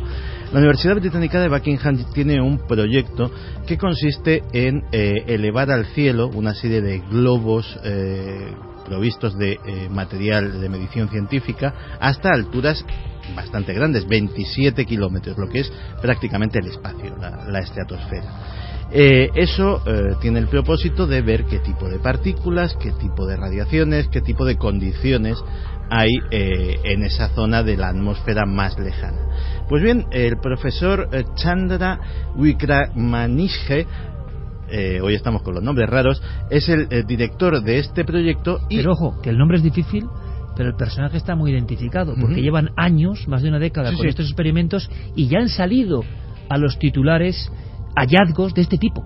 No se ha hecho mucho caso, sí ha habido polémica, pero ellos llevan trabajando no sé cuánto tiempo. Sí, ellos llevan tiempo sosteniendo que del espacio, que ellos tendrían, digámoslo así, la prueba de cargo para probar la panspermia, porque del espacio cae material biológico. Esa es, digamos, su tesis, que mediante estas observaciones y estos globos perpetuamente están intentando demostrar.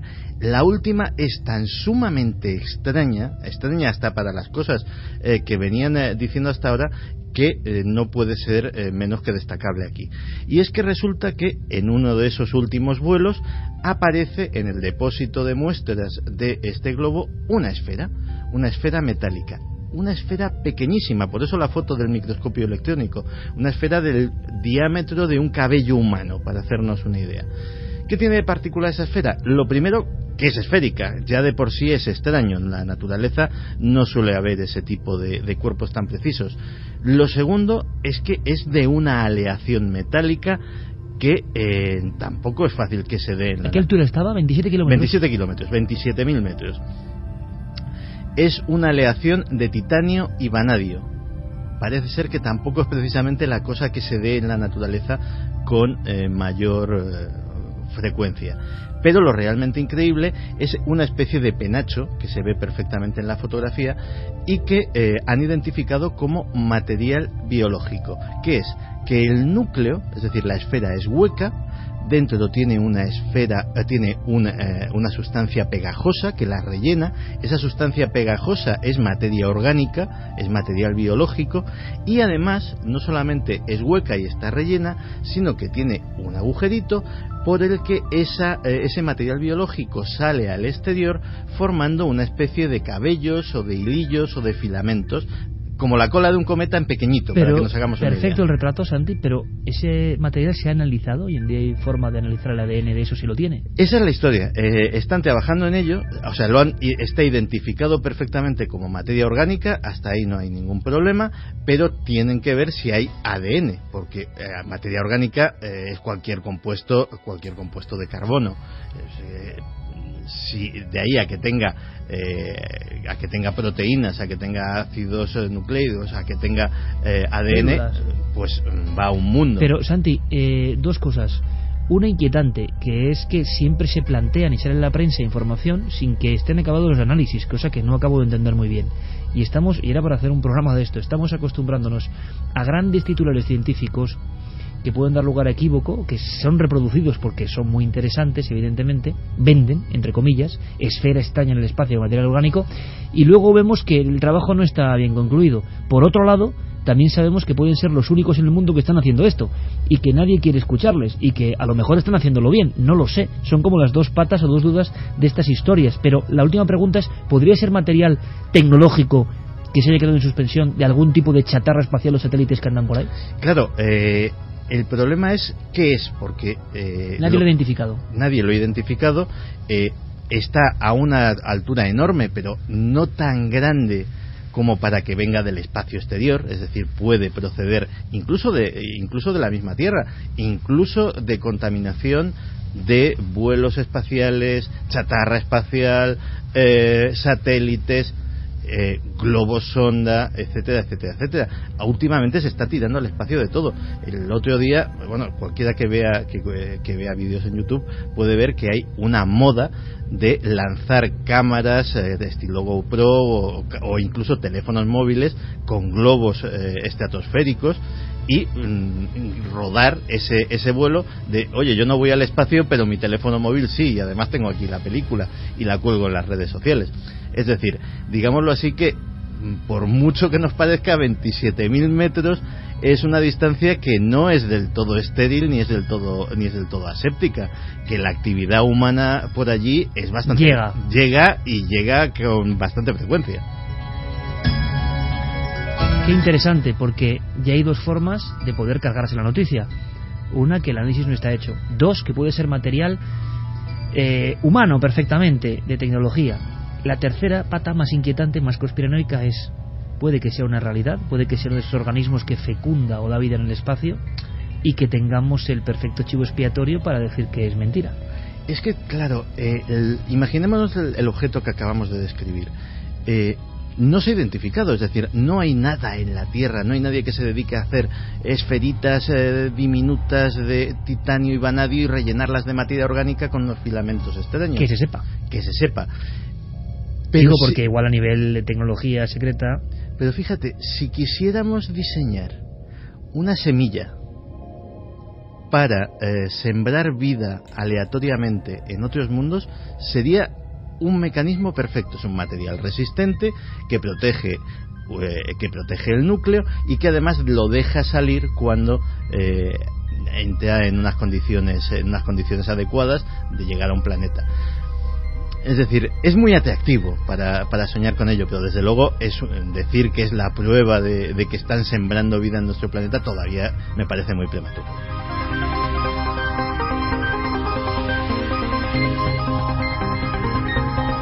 Bonita noticia, me ha interesado. ¿Qué ocurre? Que con estos minutos yo ahora quiero saber qué ha hecho ese grupo, qué investigaciones tiene, qué han logrado, porque no es la primera vez, así que lo haremos. Fermín Agustí y compañero, navedelmisterio.com, redes sociales, ikerjiménez.com, Facebook, Twitter, todo en interconexión. Ya sabéis que desde el año pasado, nunca decimos cuando es trending topic este programa, nos ha hecho mucha ilusión lo de Tetris, que no es Milenio 3, es Tetris. Siempre cuando acaba el programa, el fenómeno se convierte en que nada más se acaba el programa, Milenio 3 es trending topic siempre, y debe ser ya de la gente que se lo está descargando, que empieza a ser un fenómeno difícil de controlar. Gracias a todos, con la noticia que daba al principio. Gracias por ponernos ahí, porque nos hace mucha ilusión, sinceramente, y porque significa mucho para nosotros. Espero que para vosotros también, porque es un poco el éxito de todos. Fermín Agustí, mensajes. Siguen llegando muchísimos mensajes acerca del proyecto Córdoba, de la investigación que están llevando nuestros compañeros. David Marín, por ejemplo, decía: después de la breve descripción efectuada por Javier y su acompañante sobre el muro en cuestión, precisamente cuando hace referencia a que los alumnos temen, se puede apreciar una voz susurrante que dice: ¿tú crees? Es en el segundo 20. Lourdes Mújica decía, nos decía que en el lamento que estábamos comentando, en el que he comentado yo en el corte, decía que puede decirse que oye un lejano mamá.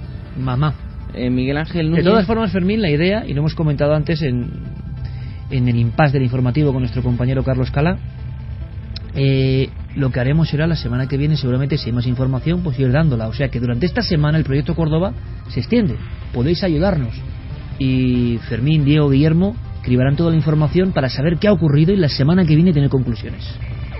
Luego también, con referente al Tetris que está comentado Santiago Camacho, muchos tweets se refieren a un nuevo juego que hay en la actualidad, un juego que trata de unos caramelos. Por ejemplo, Nancy decía: lo mismo me pasa con el Candy Crush, que cierras los ojos y ves caramelos por todos lados. Que bueno, es el mismo principio que el Tetris. Yo no estoy ya puesto en esto, lo mío es el retromundo nada más, pero es el mismo principio, ¿no? Prácticamente. Es un juego de mecánica muy similar. Pero algún día deberíamos hablar de esto, de lo que se denominan los juegos freemium, que es ¿cómo has dicho? Juegos freemium, que son básicamente, el palabra quiere decir que en teoría son gratis, pero luego acabas pagando más que si te hubieses comprado un juego de consola de los de 60 euros. Material descargable y demás, ¿no? Y todo sí. Y créeme que ahí también accionan mecanismos psicológicos muy interesantes.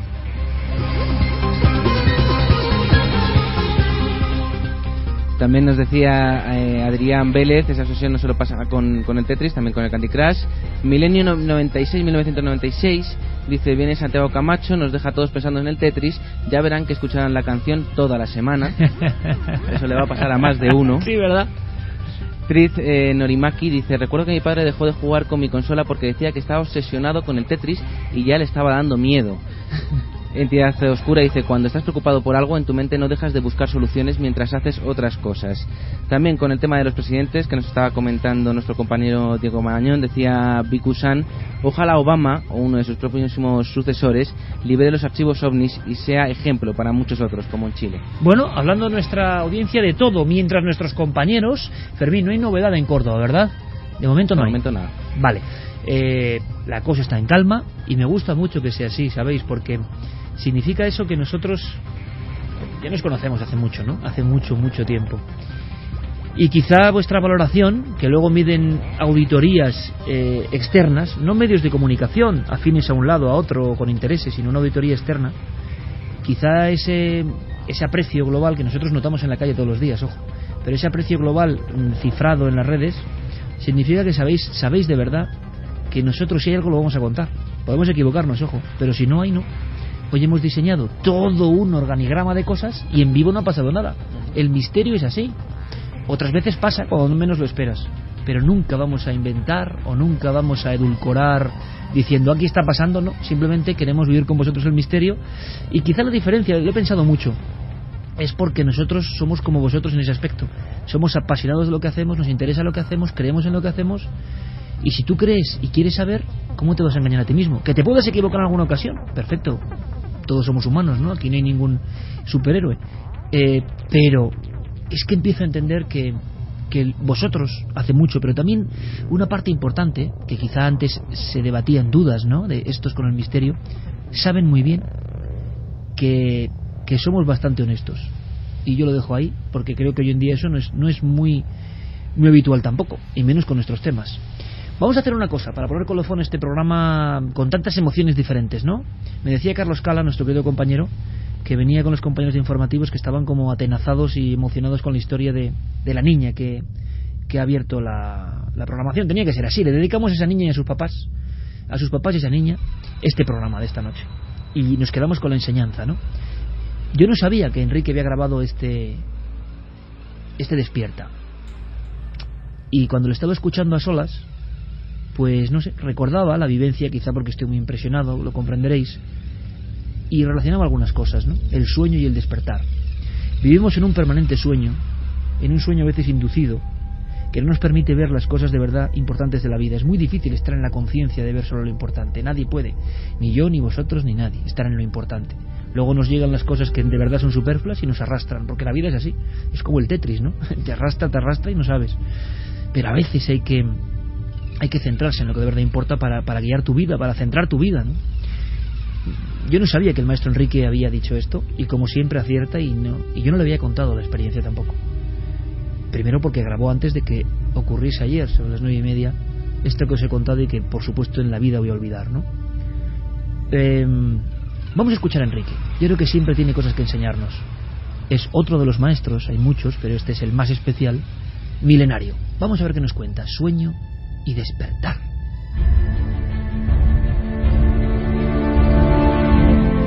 Mientras que Jesús el Cristo pasa sus últimas horas en libertad y toma conciencia de su misión, en el huerto de los olivos sus discípulos duermen. Es una idea fundamental que se repite continuamente en los evangelios, como también en otros textos sagrados y enseñanzas de los maestros de todos los tiempos. El ser humano pasa su vida sumido en un sueño hipnótico, aunque crea que está despierto. Quizá quien ha expuesto esta idea con más claridad es Gurdjieff, iniciado en muchas antiguas tradiciones y uno de los maestros más fascinantes del siglo XX. Como nos explica uno de sus más lúcidos discípulos, el filósofo Uspensky, hace ya un siglo Gurdjieff explicaba que el hombre tiene la posibilidad de acceder a 4 estados de conciencia: el sueño, el estado de vigilia, la conciencia de sí y la conciencia objetiva o conciencia cósmica, de la que hablaremos otro día. pero de hecho solo vive en dos. Una parte de su vida la pasa en el sueño y la otra en ese estado de vigilia cotidiana que llamamos estar despierto, aunque en realidad difiere muy poco del sueño. Es como si poseyéramos una casa de 4 pisos, pero solo viviésemos en los 2 inferiores. Mientras que el sueño es un estado puramente subjetivo, el de vigilia lo es menos. Esto se debe a que en él distinguimos entre el yo y el no yo, es decir, entre nuestro cuerpo-mente y los objetos y seres que se diferencian del mismo. Pero no podemos decir que en este estado el hombre está despierto, porque está fuertemente influenciado por la ensoñación casi permanente. Todos los absurdos y todas las contradicciones de la gente y de la vida humana se pueden explicar cuando nos damos cuenta de que las personas vivimos en el sueño. Hacemos todo en un estado de ensoñación y lo que es peor, no sabemos que estamos dormidos. Más allá de estos dos, existe el estado de conciencia de sí, en el cual podemos conocer toda la verdad sobre nosotros mismos. Aunque los seres humanos creen poseer ese estado, en realidad solo pueden ser conscientes de sí mismos durante chispazos y durante momentos muy raros, en estados altamente emocionales o de peligro, en circunstancias y situaciones muy nuevas e inesperadas, o algunas veces en momentos completamente ordinarios. Generalmente creemos que poseemos la conciencia de sí, o que podemos ser conscientes de nosotros mismos en el momento en que queramos. Pero la conciencia de sí es un estado que nos atribuimos sin ningún derecho. ¿Es posible adquirir el control sobre estos momentos fugaces de conciencia y evocarlos más a menudo, y mantenerlos durante más tiempo, o aún hacerlos permanentes? Es posible llegar a ser consciente. En suma, ¿cómo podemos despertar? Como Uspensky nos explica, solo cuando un hombre se da cuenta de que está dormido, se puede decir que está en el camino del despertar. Reflexiona sobre todo esto, pero ante todo, toma conciencia de ti mismo, ahora y en cualquier momento. No te limites a pensar en ello. Siente el ser eterno que habita en el fondo de ti, más allá de tu mente de mono loco que salta continuamente de un pensamiento a otro. Detén tu mente por un momento y siente el campo de energía fluyendo por tu cuerpo. Practica el recuerdo consciente de ti mismo cuantas veces te sea posible. Despierta. Milenio 3, Cadena SER.